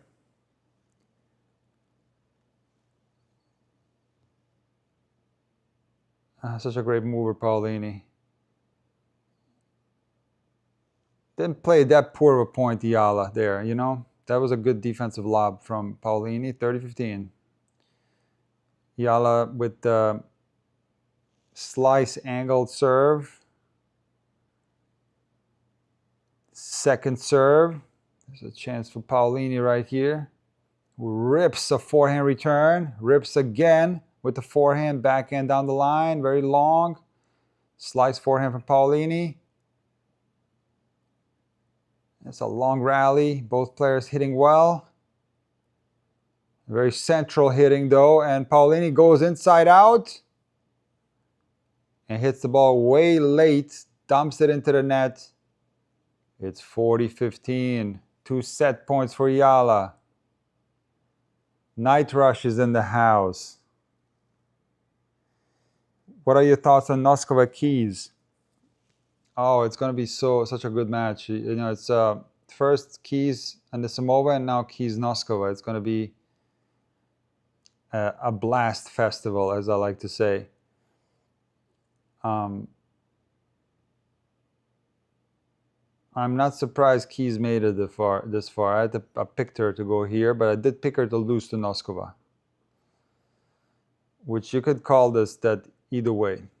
It's a 50-50 match. Keys can win this whole thing, believe me.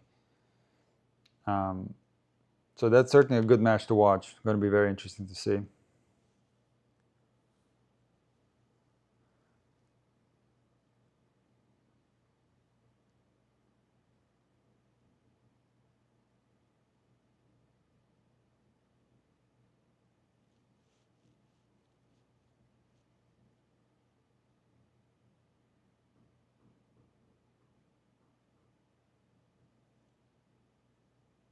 There's a second set for Alexandra Eala.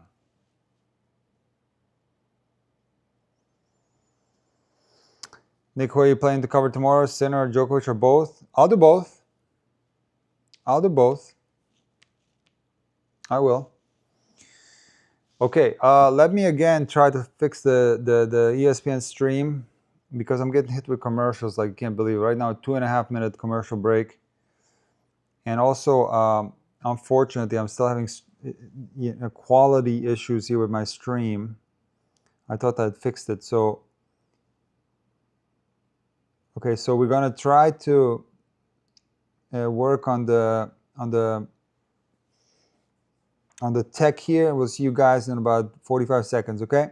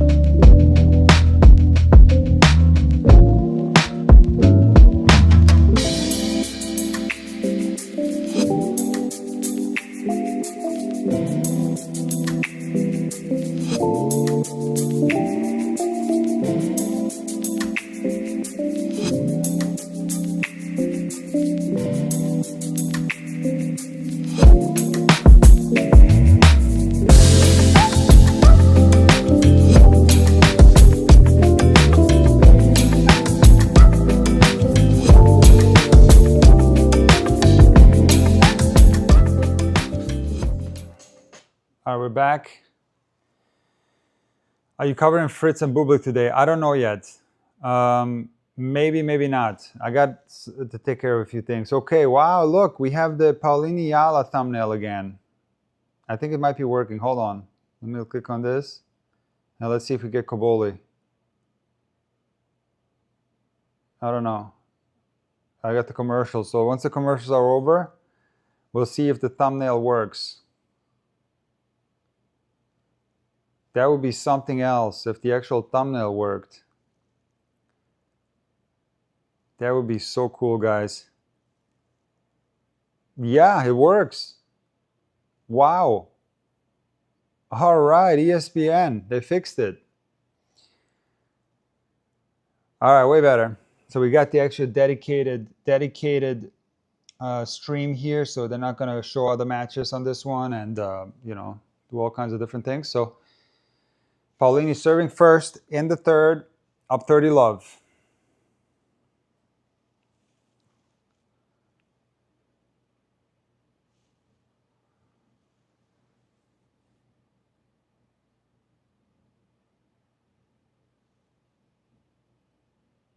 Nice return there from Eala, but even better backhand from Paolini, very deep down the line.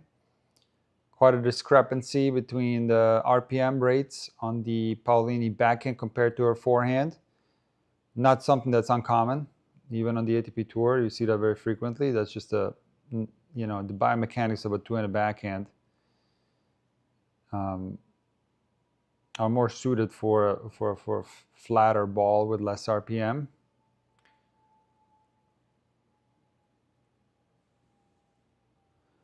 It's a tricky ball from Paolini, a slice into the half court. Eala attempts a transitional backhand approach shot, so to speak, misses it into the net, and Paolini holds the love. You know, that's actually huge for Paolini to be able to hold the love against Eala. That should give her confidence for this third set. On the other hand, Eala, not the greatest start to this third set, because if we take a look at the percentages on the serve, Eala is serving better in the second set. She's at 67%. First set was 50%. So this third set, Eala is going to have to continue to serve well if she wants to have a chance to win this match. Get a lot of first serves in. If there's a hiccup or a dip again, huge advantage for Paolini. Because at this level, you know, a lot of people got confused with the Swiatek statement. At this level, it's going to be difficult for Alexandra to win through her second serve. It's going to be very difficult.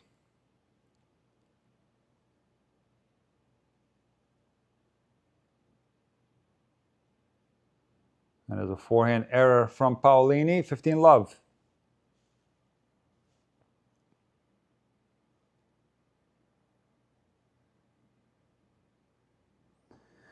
Capo Jeff, it only took ESPN 2 whole sets to fix it. Yeah, right?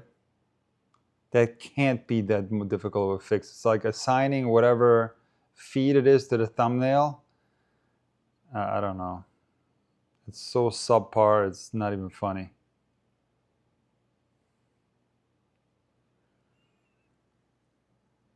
Let from Eala on the second serve.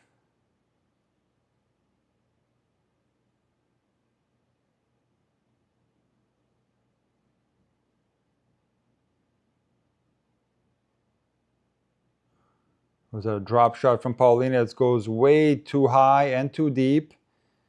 No issues for Eala. Runs it down, knocks off the forehand cross-court winner. 30 love. Are you guys serious? Did they schedule Djokovic? Did they overlap Djokovic and Sinner again?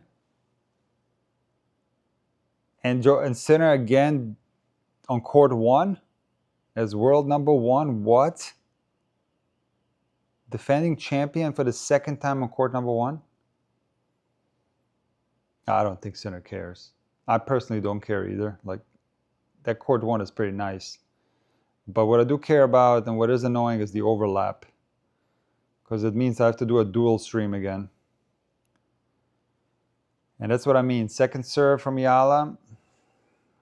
Like I said, it's going to be so tough to win this match of a second serve. She needs the first serve percentage to be at least 60% of a chance. Ideally, mid 60s to like 65 to 70. She can get that many first serves in, and going after the first serve, not just enough to roll the first serve. She is going to have a great chance to win. There again, a very soft.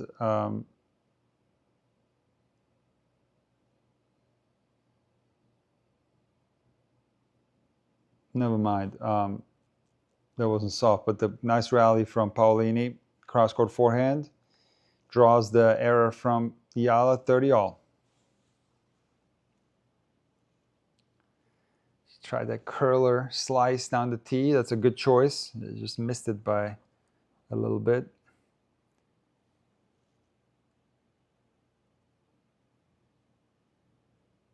Huge point right here.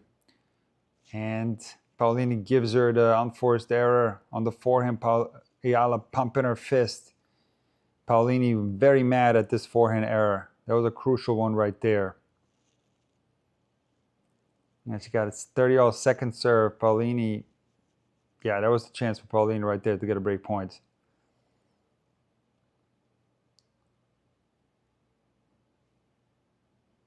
Very good serve from Eala there. Forehand chip, approach shot, and the backhand volley winner. This is why Eala is so fun to watch. So much versatility. I mean, how often do you see a forehand slice approach shot like that? It's like down the line, deep, incredible.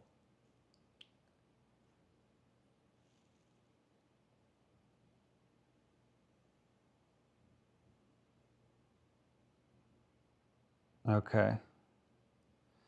1-all. Uh-oh.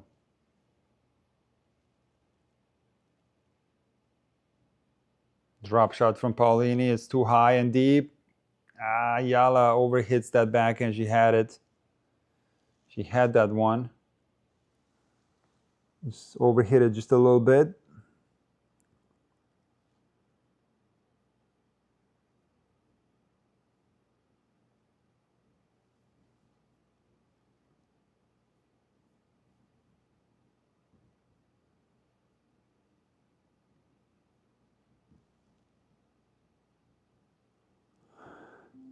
Dirty love.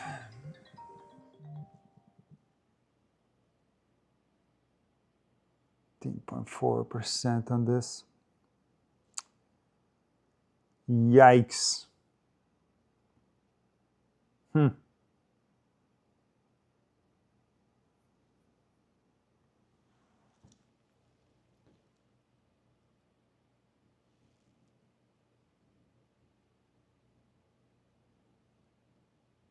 A looper forehand shot from Paolini because Eala hit a great return. Eala tries to pounce on that higher ball, misses the forehand into the net. 40 love. Why are you supporting Eala? Who, me?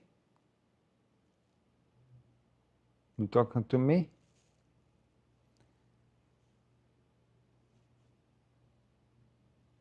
That's a solid hold game there from Paolini. So 2 love holds. Well, no, the first one might have been 15, but 2 easy holds from Paolini in this third set. That's exactly what Paolini wants because she's going to have opportunities on the Eala serve. So great start to the third set for Paolini.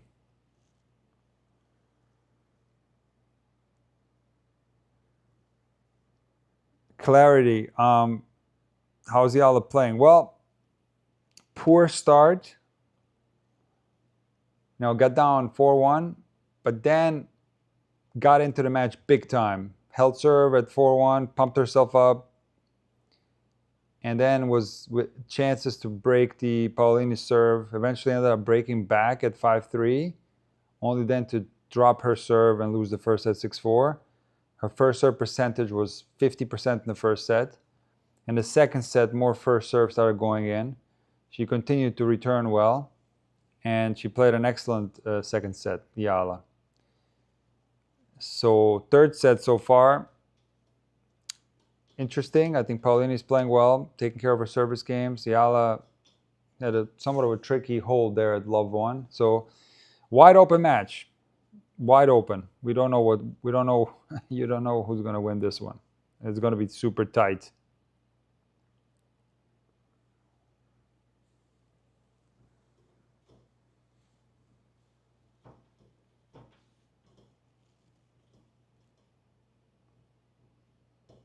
And Simone is busy with the blinds back here, adding a degree of difficulty to the stream.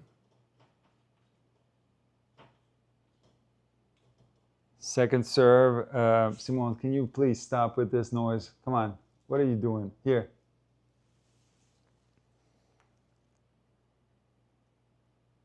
Yeah, that's the problem right there. 70-mile-an-hour second serve just rolled in. Paolini with the monster return winner. Eala will not be able to hold this third set if she doesn't get more first serves in. There she gets a first serve in right there in the rally. Inside out forehand from Eala. And it goes again into the forehand side of Paolini and gets a forehand winner. Very strong rally from Eala there. And Simone, you are a maniac, man. You are a maniac, dude. You are a maniac.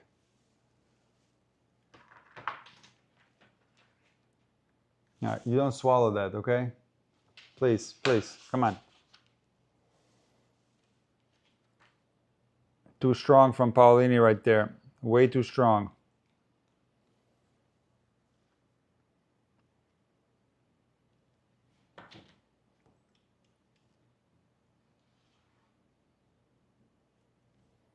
$15-30. Eala in a dangerous spot right here. Needs a first serve. Goes down the tee hard there, hard and flat. It's a low percentage type of serve. I think she'll be served well slicing. Second serve.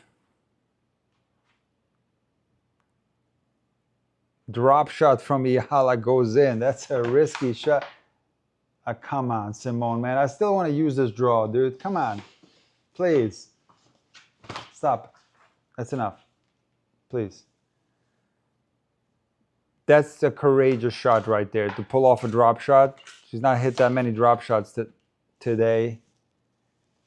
And to do it at a 15-30. But again, misses the first serve. First serve percentage dipping in this third set, back down to 50%.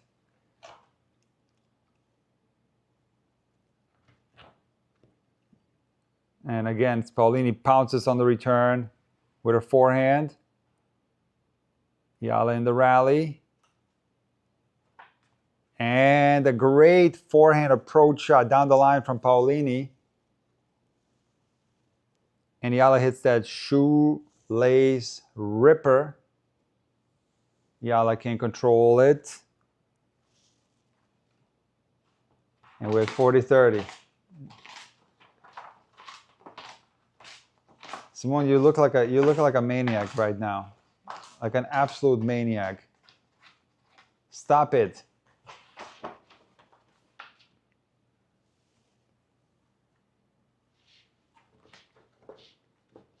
Oh my God. And their first serve at 86 mile an hour. You know, I think Iga might have been taken out of context with her statements about the speed of the Eala serve, and a lot of people have misinterpreted what Iga was saying. So let me break it down or give you my viewpoint on this whole thing that's going on right now, where supposedly the fact that the Eala serve is slow is a good thing. So don't get it twisted. It's not a good thing. That's Eala's number one weakness that needs to be improved, is the fact that her second serve is soft. However, it is true that sometimes when you're expecting fast serves, And as a mix-up, it can be very effective. It can, certainly. And so I think yesterday or 2 days ago, Eala was mixing up that first serve and giving some first. There was one first serve at like 65 mile an hour, and produced an error on the Swiatek return. There's a very strong rally there from Eala, love 15, putting the pressure on Paolini. I do plan to use this draw, Simone. Can you please stop it now? And so as a mix-up, when you're not expecting it, yes, it's great. Generally, at like the lower rack levels, slow serves can be very difficult to return. That's a completely different thing. But at the elite level, if you can continuously give very soft second serves, the WTA players have exceptional returns. That's not a strategy for success, okay? Don't get it twisted. Like, you can draw a correlation between first serve percentage and how well Eala is playing. I'm telling you, when that first serve percentage is 50%, Eala struggles big time, and that's because the second serve is slow. But having said that, the first serve has improved. It's gotten faster. She gets service winners, aces. So that's that. 15-30 on the Paolini serve.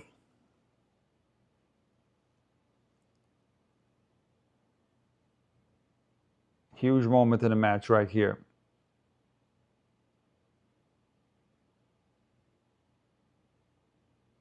And a big serve from Paolini, and she goes from love 30 to 30 all. Huge moment right here.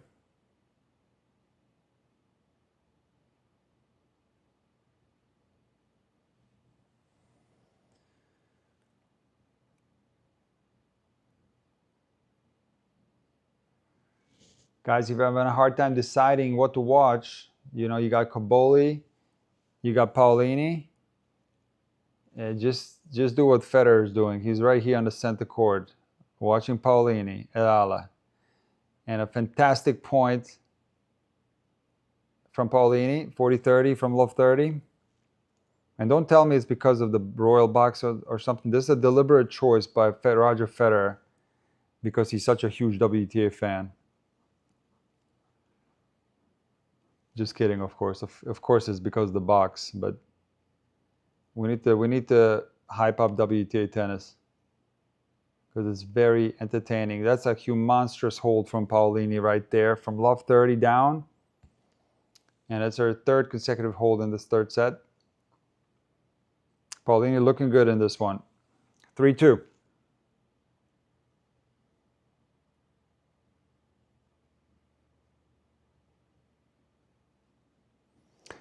Why Eala second serve is slow? Click the link in the pinned comment. Made a video yesterday about that exact topic. Caesar says, Federer always so elegant inside and outside the courts. Yes, 100%. I agree with you. I used to make a lot of videos about Federer back in the day. And I always used to say, don't copy Federer's forehand. Don't copy Federer's backhand. Don't copy Federer's serve. Copy Federer's style. Buy his clothes. Copy his look. You're going to be better served doing that than trying to copy that Federer forehand.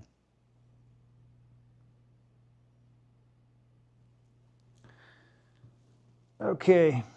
This is a danger zone right here for Eala. She's going to need first serves big time. Because on that last return game, Paolini started pouncing on that second serve and ripping forehands. And Paolini can rip forehands. The forehand is very heavy. She has a combination of power and RPM.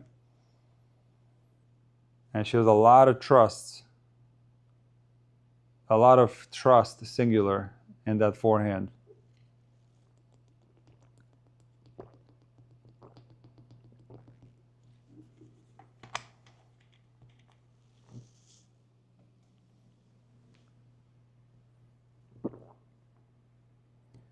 Paolini overhits the forehand after I praised it.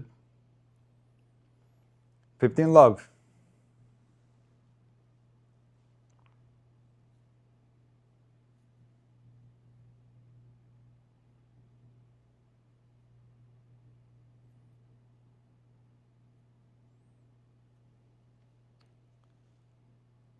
Chavi is talking about height in tennis. That's an interesting question. Remind me on next changeover. I'll get into it, since it's kind of relates to Paolini, who's only 5'4", and yesterday we had Mochizuki, who's only 5'9". So ask me that again on the next changeover if I forget. Okay.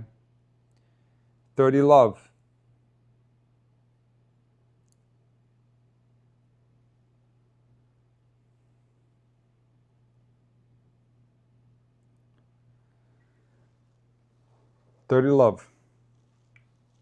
What an interesting set that this third set. That both players appear to be holding comfortably, somewhat comfortably, I guess.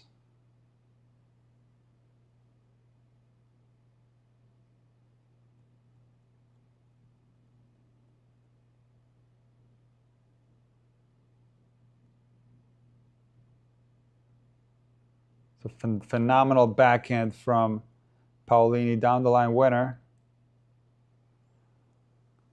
30-15. Second consecutive Wimbledon quarterfinal for Cobolli. What a player he is, huh? What if he does the Paolini and makes back-to-back slam finals, Roland Garros and Wimbledon? Cobolli could pull off the Paolini. What do you guys think?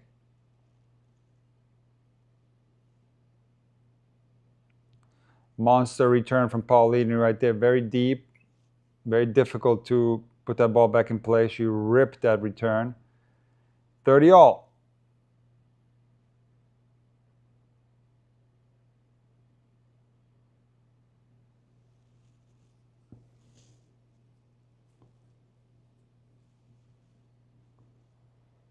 Wow.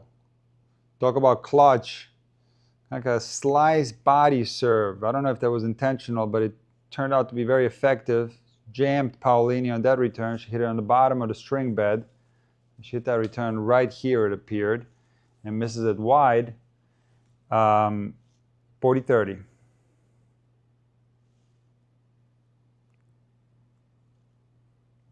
And another forehand error from Paolini, and another hold.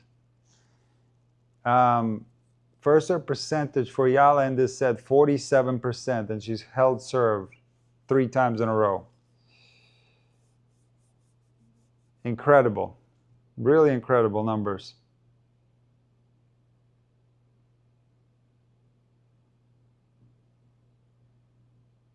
Yeah, unless my stats are wrong, but my app is showing me 47% first serves for Eala in the third set, 71% for Paolini. Almost seems unbelievable, but you know, if she can find more first serves, if she can find a way to get into the Paolini service game, Eala could pull this off. I really didn't think she would. I thought there would be a little bit of a letdown after beating Swiatek, such an emotionally charged match. I love when they miss the first point because of something else unrelated to this match. So it's 15 love. Don't know what happened on the first point. And Eala attempts a lob that goes long, 30 love.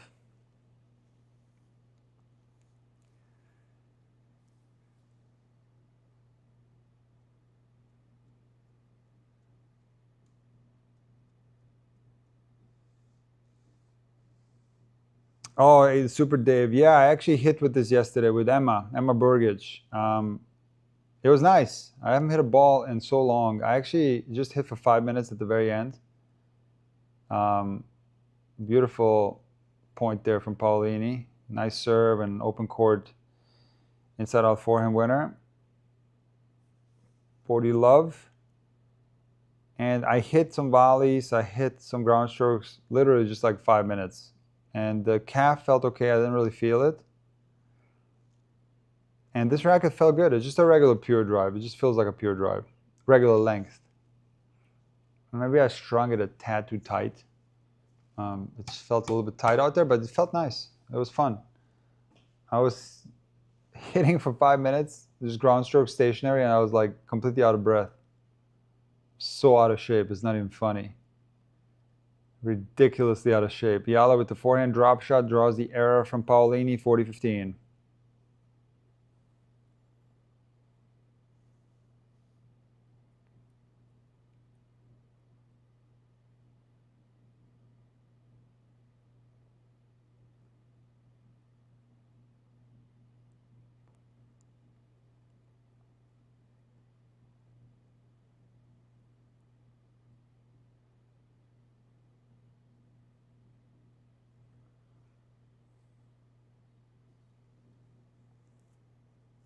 Beautiful combination of shots there from Paolini. A nice wide serve gets Eala outside the singles line, and then an open court.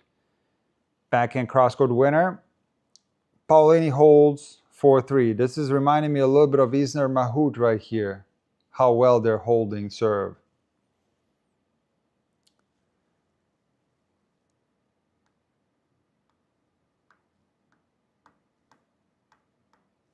Check again. This is going on here with the stream.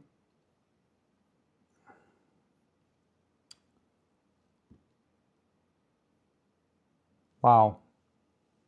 Man. Why though? Why am I having trouble?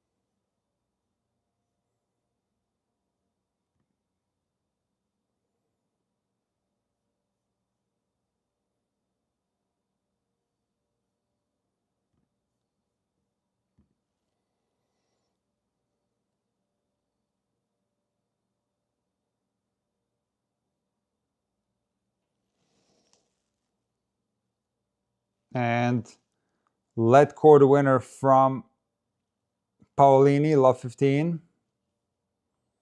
It's a brutal way to start your service game.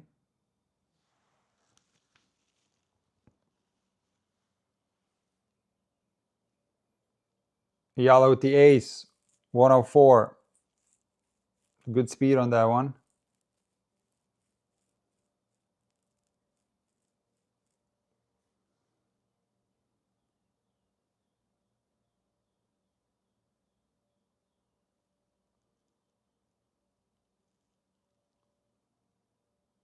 Another great serve from Eala. Short ball from Paolini. Eala comes to the net, down the line, backhand, and knocks off the overhead, 30-15.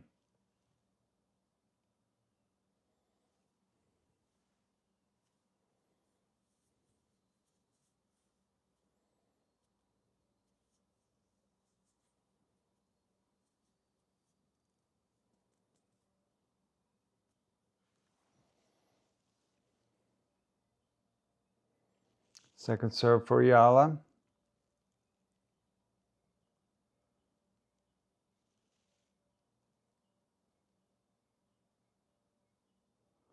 It's a nice angle on that second serve, but still a great return from Paolini. Hits it cross court. That cross court backhand for Paolini is very good. 30 all. Danger zone for Eala. Needs a first serve right here.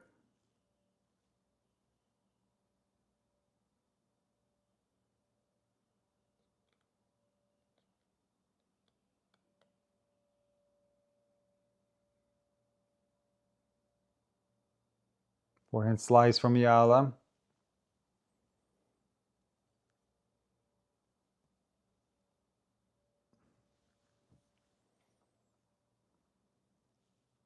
What a rally there. Great hitting from both players. Central hitting from Eala. Hits a backhand through the middle of the court. Draws the error from Paolini. 40-30. That first serve was a speed reduction type of first serve from Eala. It was 70-something miles an hour. And she got away with it. I think I would go with the slice as a control serve, because that'll naturally reduce the speed. Like that. That was better. It was 84. And Eala throws up a lob. That goes long. A very good point from Paolini. That serve was good, but not placed that well. Paolini was able to hit a great return.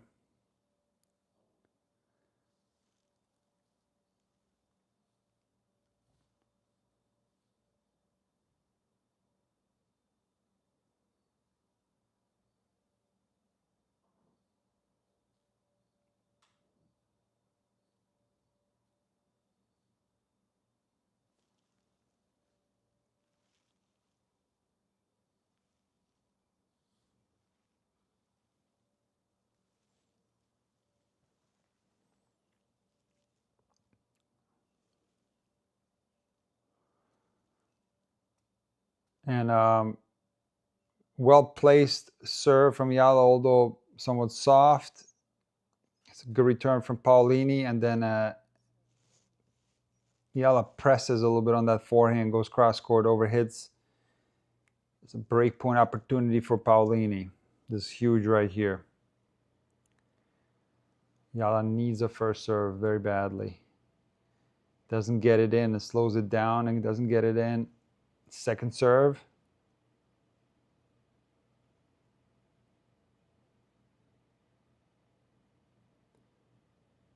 And that's where it can get tricky a little bit when the serve is slow. In pressure situations, sometimes, when it's slow, it can be tricky in pressure situations when you're feeling a little bit of tension and you're trying to go after it, but you're tight. You can make a mistake more likely on a slower serve. I think that's what happened with Paolini there, who dumps a forehand return into the net. Didn't move her feet enough there. The key on a slow serve is to really keep the intensity up and move your feet and just get up to the ball. Make sure you're not too far away from it. Second serve again from Eala, and throws in a double fault. Another break point chance for Paolini.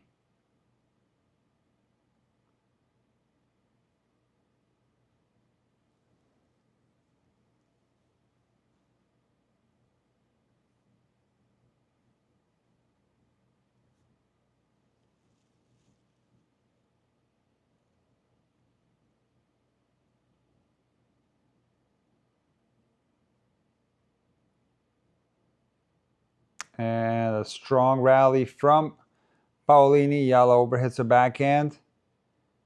And it goes a little too flat. Overhits long. Break Paolini. 5-3. She will be serving for the match.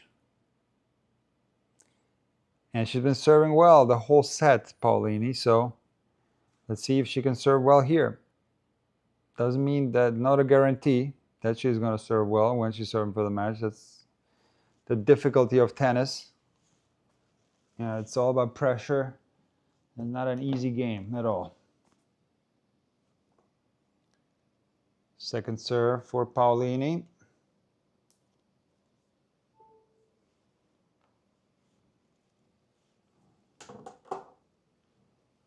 A beautiful pass from Eala down the line. And love 15.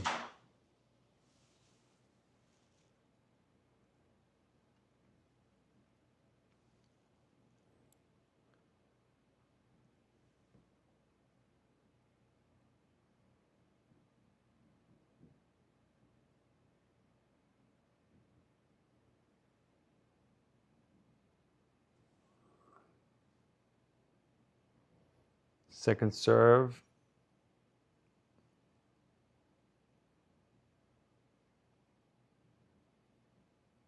For Paolini, very high. Eala with a very strong forehand return. Down the line, it's love 30.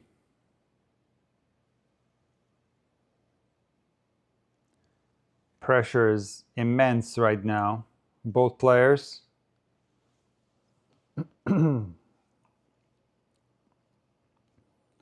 Look, this is to reach the quarterfinals. This is a huge match right here. Center court Wimbledon. Understandable to feel the pressure. Ace from Paolini at a very important time. 15:30.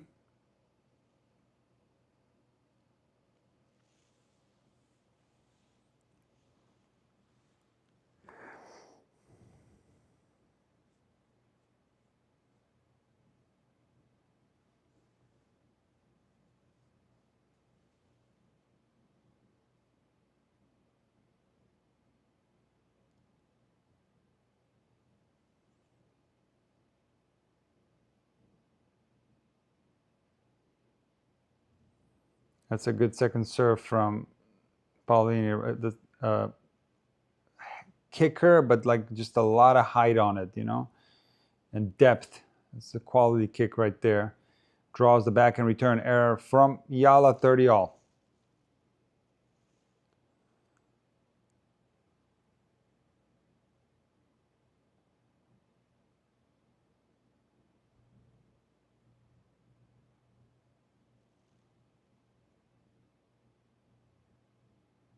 Eala overhits a half-court forehand there. That was one that you should have made.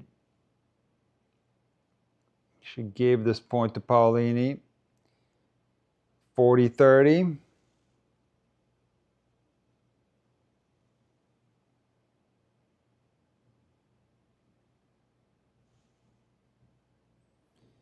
Match point.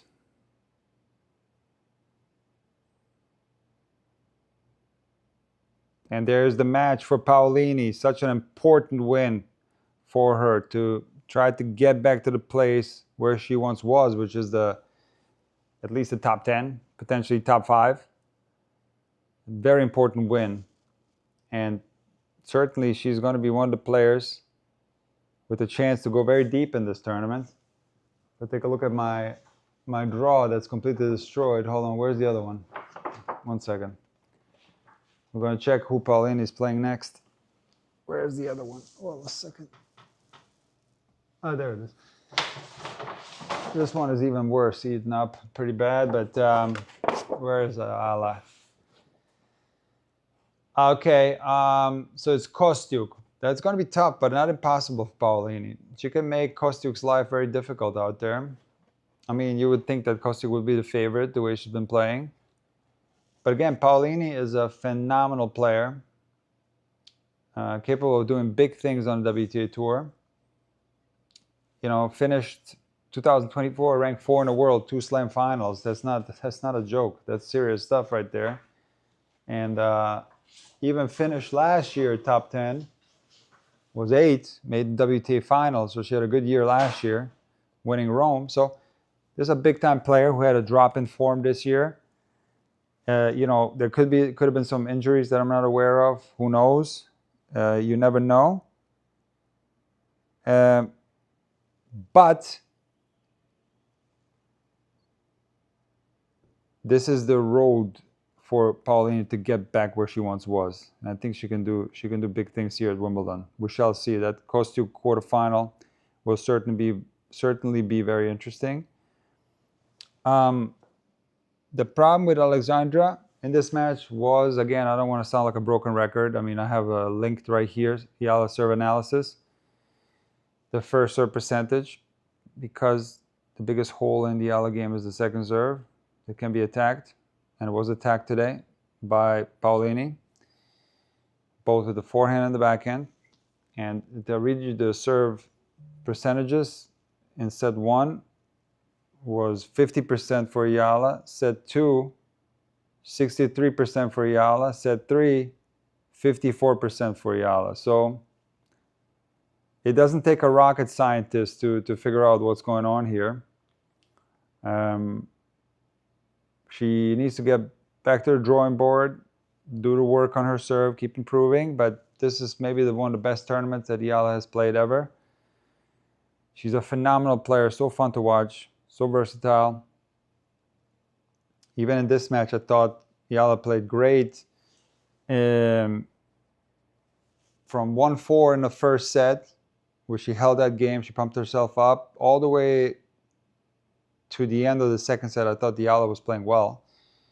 Then in the third set, it was weird, actually. Like, the serve wasn't working in the third set, but yet she kept holding. She held 3 times in a row, and to me, it was only a matter of time until she finally like dropped serve, because it wasn't like she was holding and playing well. It was more like Paolini kind of making errors and allowing her to hold. So yeah, this third set, Paolini was the better player in the third set. There's no other way to look at it. So look, it's tennis. You play a former Wimbledon finalist, former number 4 in the world, in the round of 16 to make the quarterfinals. Is tough. It's not easy. And again, it's a huge success for Eala. She took out Iga again. She's getting her ranking up very slowly.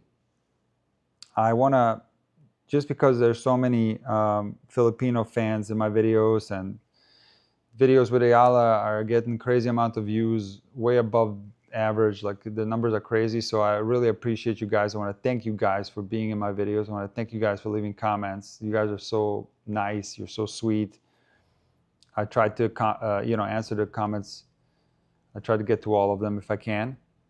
But a lot of you guys are excited, and you're excited about Eala winning this tournament. And I didn't really comment on that, but I'll take this opportunity to comment on it. And it's important to, I don't know, as a fan, even not only as a player, but as a fan, to like just look at the thing that's right in front of you, like the next round, and don't set the expectations too high, because you're bound to be disappointed. Tennis is a brutal game. I don't think Eala is ready to win a Grand Slam yet, with that glaring weakness that is her second serve. And the narrative has been kind of twisted to the point where people think now it's good to have a slow serve. No, it's not. And Iga said that in the post-match presser, yes, but that's in the context of expecting a fast serve, getting a slow serve, getting surprised by the slow speed, and then making an error because of it.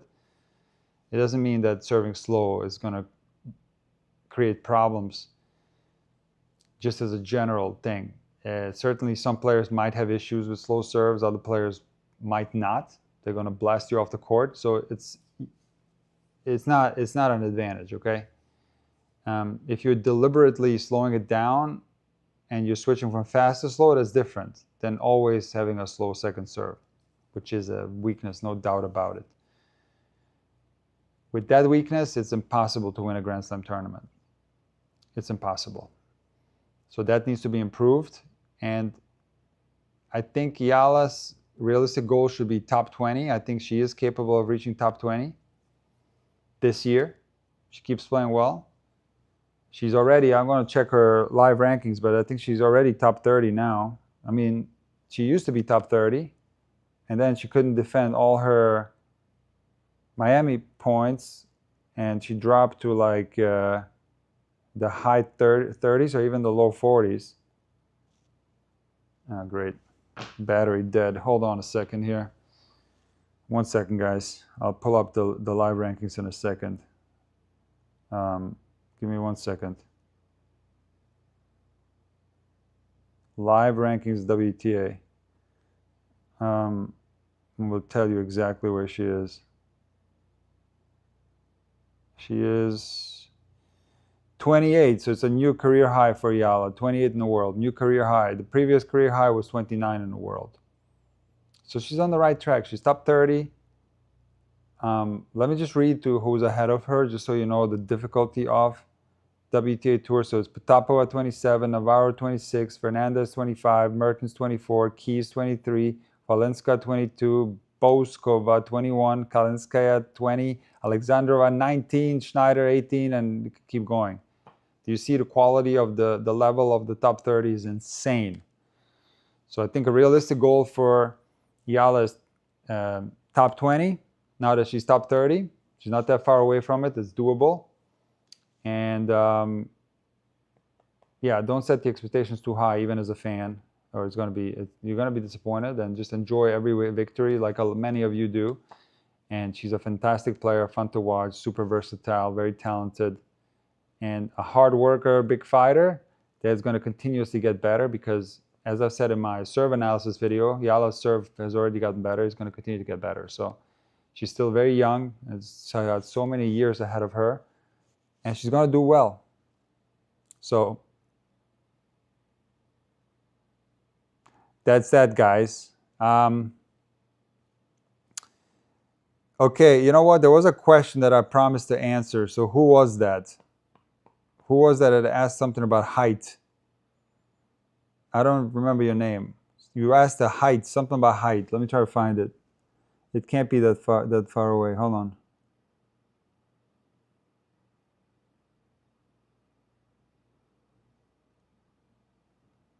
on. Oh, there's a guy, Chavapi, or Chichavi. You mentioned something about heights in tennis. Do you think it's easier for shorter or taller tennis players to play tennis? Is it more beneficial for taller? Is it more beneficial to be taller or shorter for playing? Okay, I'm gonna put a link in the chat for a video that's fantastic about that. Way better than what I'm about to tell you. So I'm gonna link that here in the chat. And then I'm still gonna answer your question. Okay, hold on. I'm gonna answer your question. Hold on.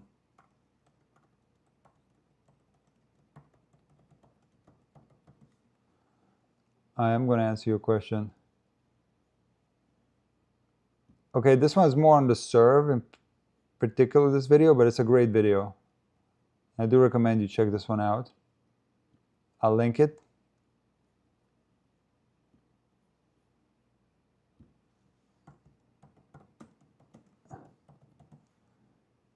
Here it is.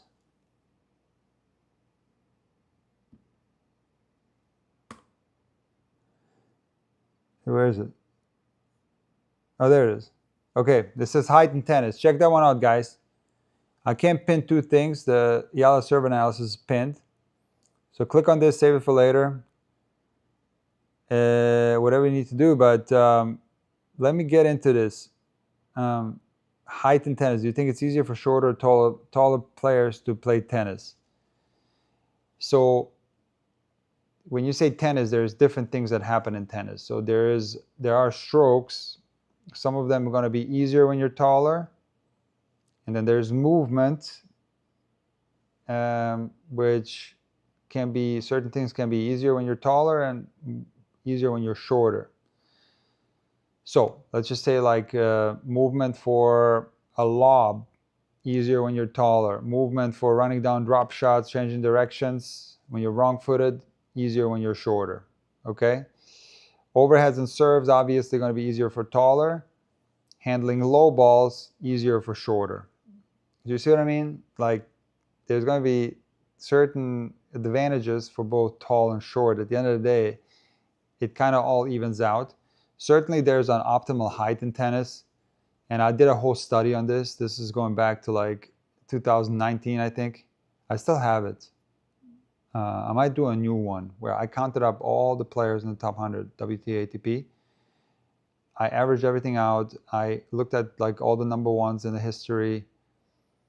I did a lot of work there. It took a whole day to do this. And my findings were that like the optimal height on the ATP Tour is like around between 6'1" and 6'2". And the optimal height for WTA was 5'9". So those are my findings. So this was a while back, so it'd be interesting to see whether the numbers are still the same. The average height in the top 10 was slightly higher than in the top 100. So at least it tells me that you do get advantages, of course, when you have this optimal height. You have the perfect combination of like having the advantages of being tall, but not to the point where it impacts your movement negatively, where you can still be an exceptional mover, because tennis is all about movement. And yes, there's a huge difference today versus 30 years ago, where you had tall guys with huge serves that weren't great movers back in the day. And now you have tall guys that move exceptionally well, like a Zverev. It's like mind-boggling how he moves for somebody that's 6'6". It's like incomprehensible, to be really honest with you. So that's a big difference now versus before. But yeah, I always say this, like people, not so much at the amateur level, people don't care. They just play tennis for fun.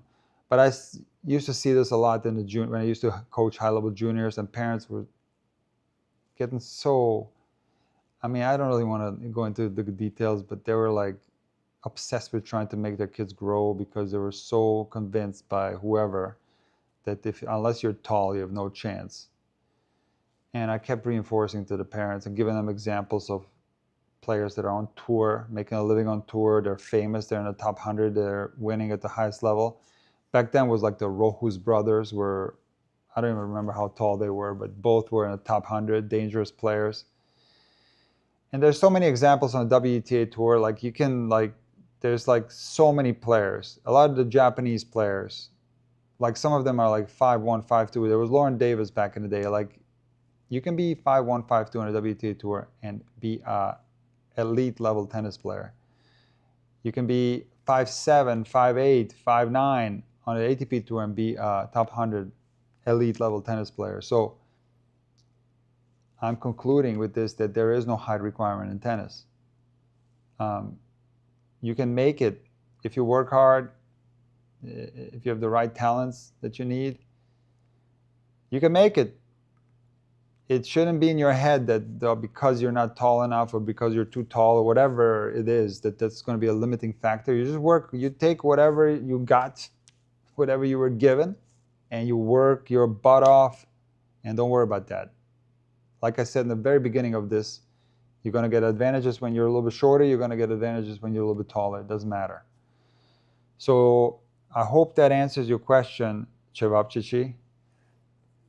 Or what is your name? I forgot your name. I'm so sorry. What is it? Chechavi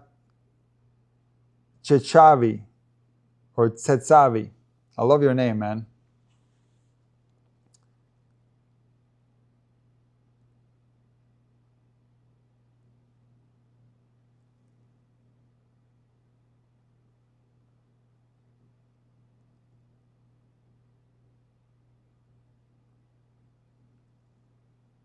Diego Schwartzman is a good example. Yeah, of course. Diego. How can you forget him?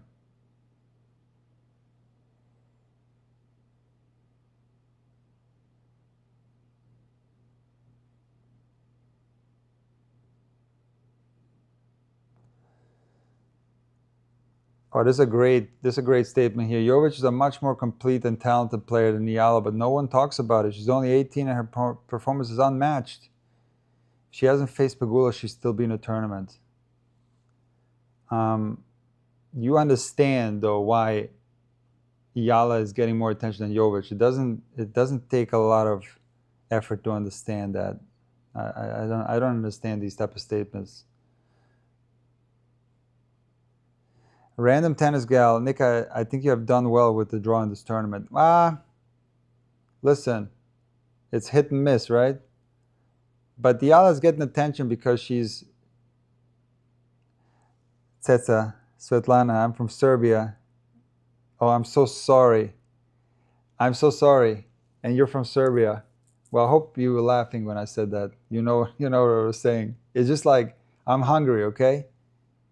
Svetlana, I'm hungry, and I'm thinking of Cevapcici right now, even though it's only 11 o'clock. But back to Eala. Give the girl a break. Give the people of the Philippines a break. They're excited about their player. They never had a pro player. Just let them celebrate. Let them enjoy this. What is your problem? Like, you got some kind of problem with the fact that people in the Philippines are excited? Then don't watch. Don't watch Eala matches. Don't click on Eala videos, because there's going to be packed with people supporting Eala there. So you can't handle it. Don't watch it. But Jovic is just one of many great American players. And she does get some attention in the Serbian media, actually. I saw her dad interviewed on Sport Club. I saw Eva interviewed on Sport Club. She actually speaks really nice Serbian, Eva. But she's just one of many Americans. Like, she does get quite a bit of attention on social media, but like there's Coco Gauff, I don't have to go through all the players that are ahead of Eva. If she wins Grand Slam title or goes in a final, she'll get a ton of attention too, like Coco is getting. So it's like, I don't know what the problem is, really. I don't get it. But it is what it is, I guess.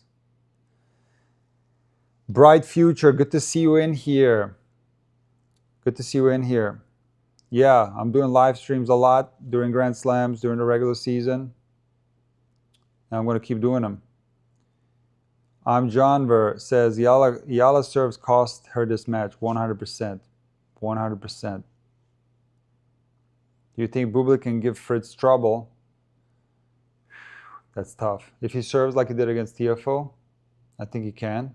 But I got Fritz in that one, even though I'm very impressed with Bublik in this tournament. Like, he's had a rough season, but maybe he's turned the season around right here. That was such an impressive match against TFO and against Kokinakis, actually.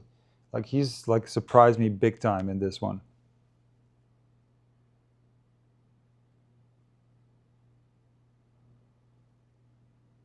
I can understand boosting viewership and interest, but don't boost mediocre players like Eala. You cheapen the sport. What does it mean to boost a player like Eala? Like, what does that mean? Who's boosting her? Like, what do you mean by boosting? How do you boost a player? You take somebody that's ranked like 300 and you make crazy predictions? No, you take players that are on tour and that are doing well, that are going deep in tournaments, you cover them. This, after all, was a center court match. We didn't report from this one from court 19. This is a center court match, and it's going to get attention. Deal with it, man. Just deal with it. It's going to be attention down the road, not going to stop. People are excited because of the attention that Eala is getting. She's increasing the viewership numbers, and it's good for the game. There's nothing bad about it. There's no hype or anything. I told you, I'll give you a whole talk on limitations of Eala, her weaknesses, and how she's not ready to win a Grand Slam. Nobody's boosting anything. I haven't heard, other than her own fans, I haven't heard, and they're just new to tennis. I don't blame the fans at all. A lot of the Filipino fans are new to tennis. But I haven't heard like people on TV or other YouTube guys like hyping Eala up to the point where they're saying she's going to be number one or whatever. I haven't heard that. So I don't really get what the boost is. You know what I mean? I don't get it, man. Oh, that's a great question. Arto Forakel. Do taller players have a power advantage on their ground strokes? That's such a great question. You know what? Yes. Because generally, like, when they're taller, the arms are also longer, and it's a longer lever. So I think yes, 100%. Yeah, I think you're right about that. Keydon, will you cover Fritz Bublik today? Well, I've had some technical difficulties today. And you know, I'm gonna really use this time now in between this in-between match with Keys Noskova to fix everything, and maybe I'll be back, maybe not. I don't know yet. I hope I can be back, but we will see. Okay. We're going to be doing Djokovic and Sinner tomorrow. We might have to do a dual stream. So it's of the utmost importance that I fix what was broken here today and try to find some solutions.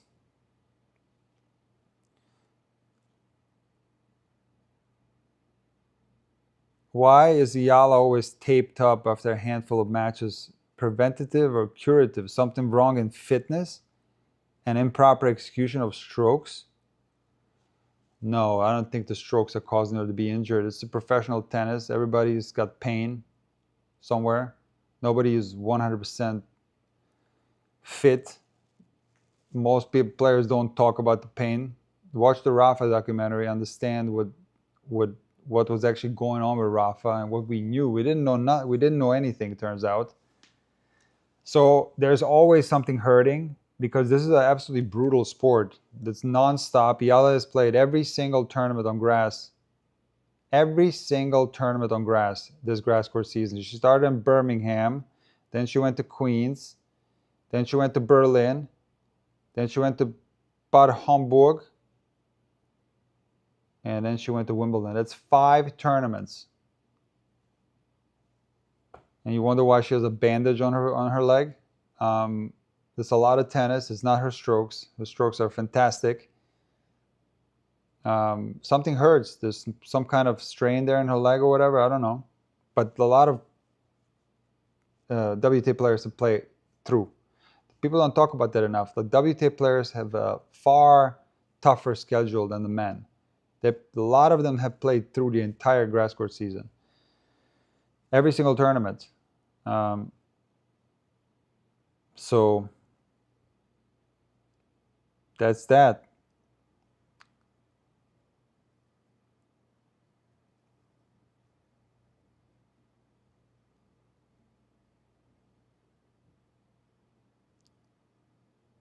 Yeah, Raducanu had some tough injuries. She's also been playing so well this grass court season. That's very unfortunate for Raducanu. She has a stress fracture. So it's brutal. Tennis is brutal. Raducanu, final of Queens. She seemed so good mentally in that tournament. Like, she was so positive. The body language was spot on. Some of the best tennis that I've seen her play since US Open since she won the US Open. But stress fracture, how brutal is that, you know? That's got to heal.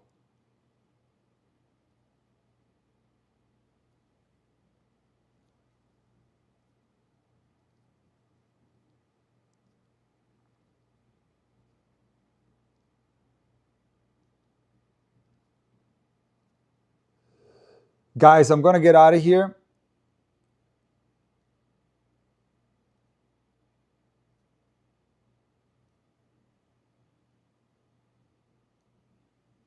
Oh, this is a fantastic comment from Tennis History and Results 4540. You're giving disappropriate attention to her, Eala, and don't have an excuse of being Filipino. Nick, don't twist it. Nobody has a problem with Filipinos cheering for Eala. Let them do this as much as they want. What your listeners have a problem with is you and other YouTubers. Do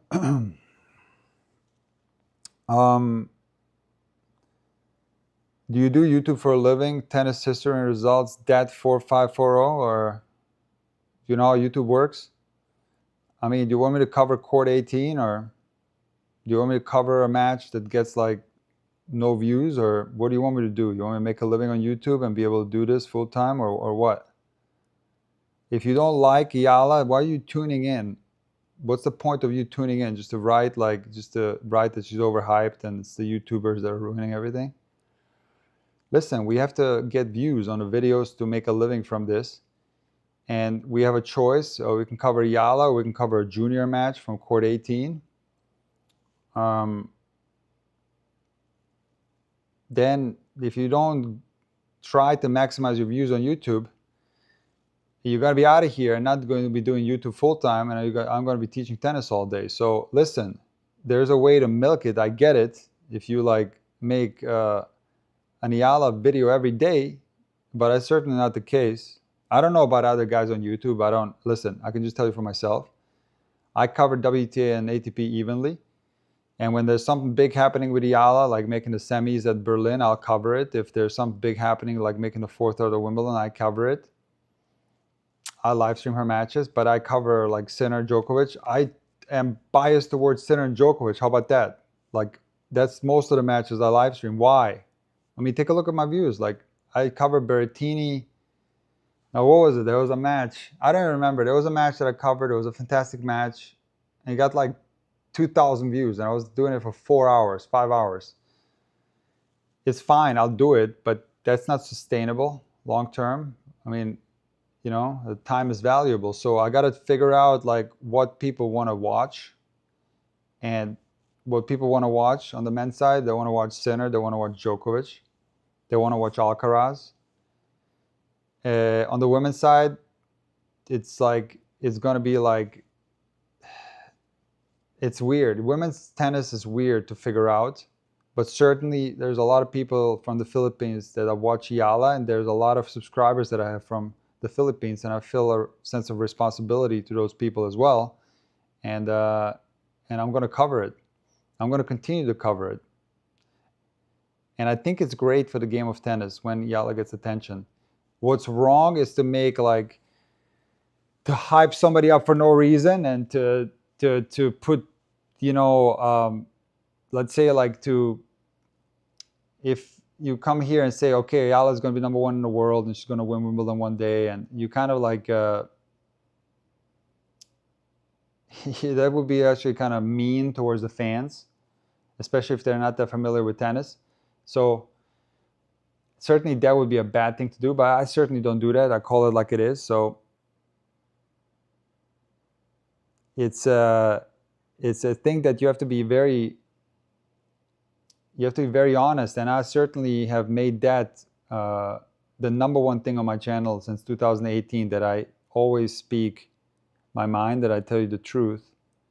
And when it comes to professional tennis, it's the same thing. When somebody's playing well, I'll tell you. When somebody's not playing well, I'll not going to sugarcoat it. So that's that. But simple solution for all the people that think that Eala is overhyped, too much attention, just don't tune in, man. Just don't tune in. Just watch something else. Watch Keys Noskova is going on right now. Watch that instead. Or whatever else there is going on, right? Just watch ATP. Yep. Okay, Dimitrov has started against Ferry. All right, guys, I'm going to let you go. So I'm sure a lot of you guys want to watch Dimitrov. So we've been on here for a while. We'll see you I'm going to see you guys very soon. For sure, day 8 wrap up. Tune into that. Those are always fun. And then the next live stream, which I can't tell you what it is because I have some technical problems that I got to fix. Some big problems, actually. So I'll see you guys in the next one, okay? Take it easy, guys.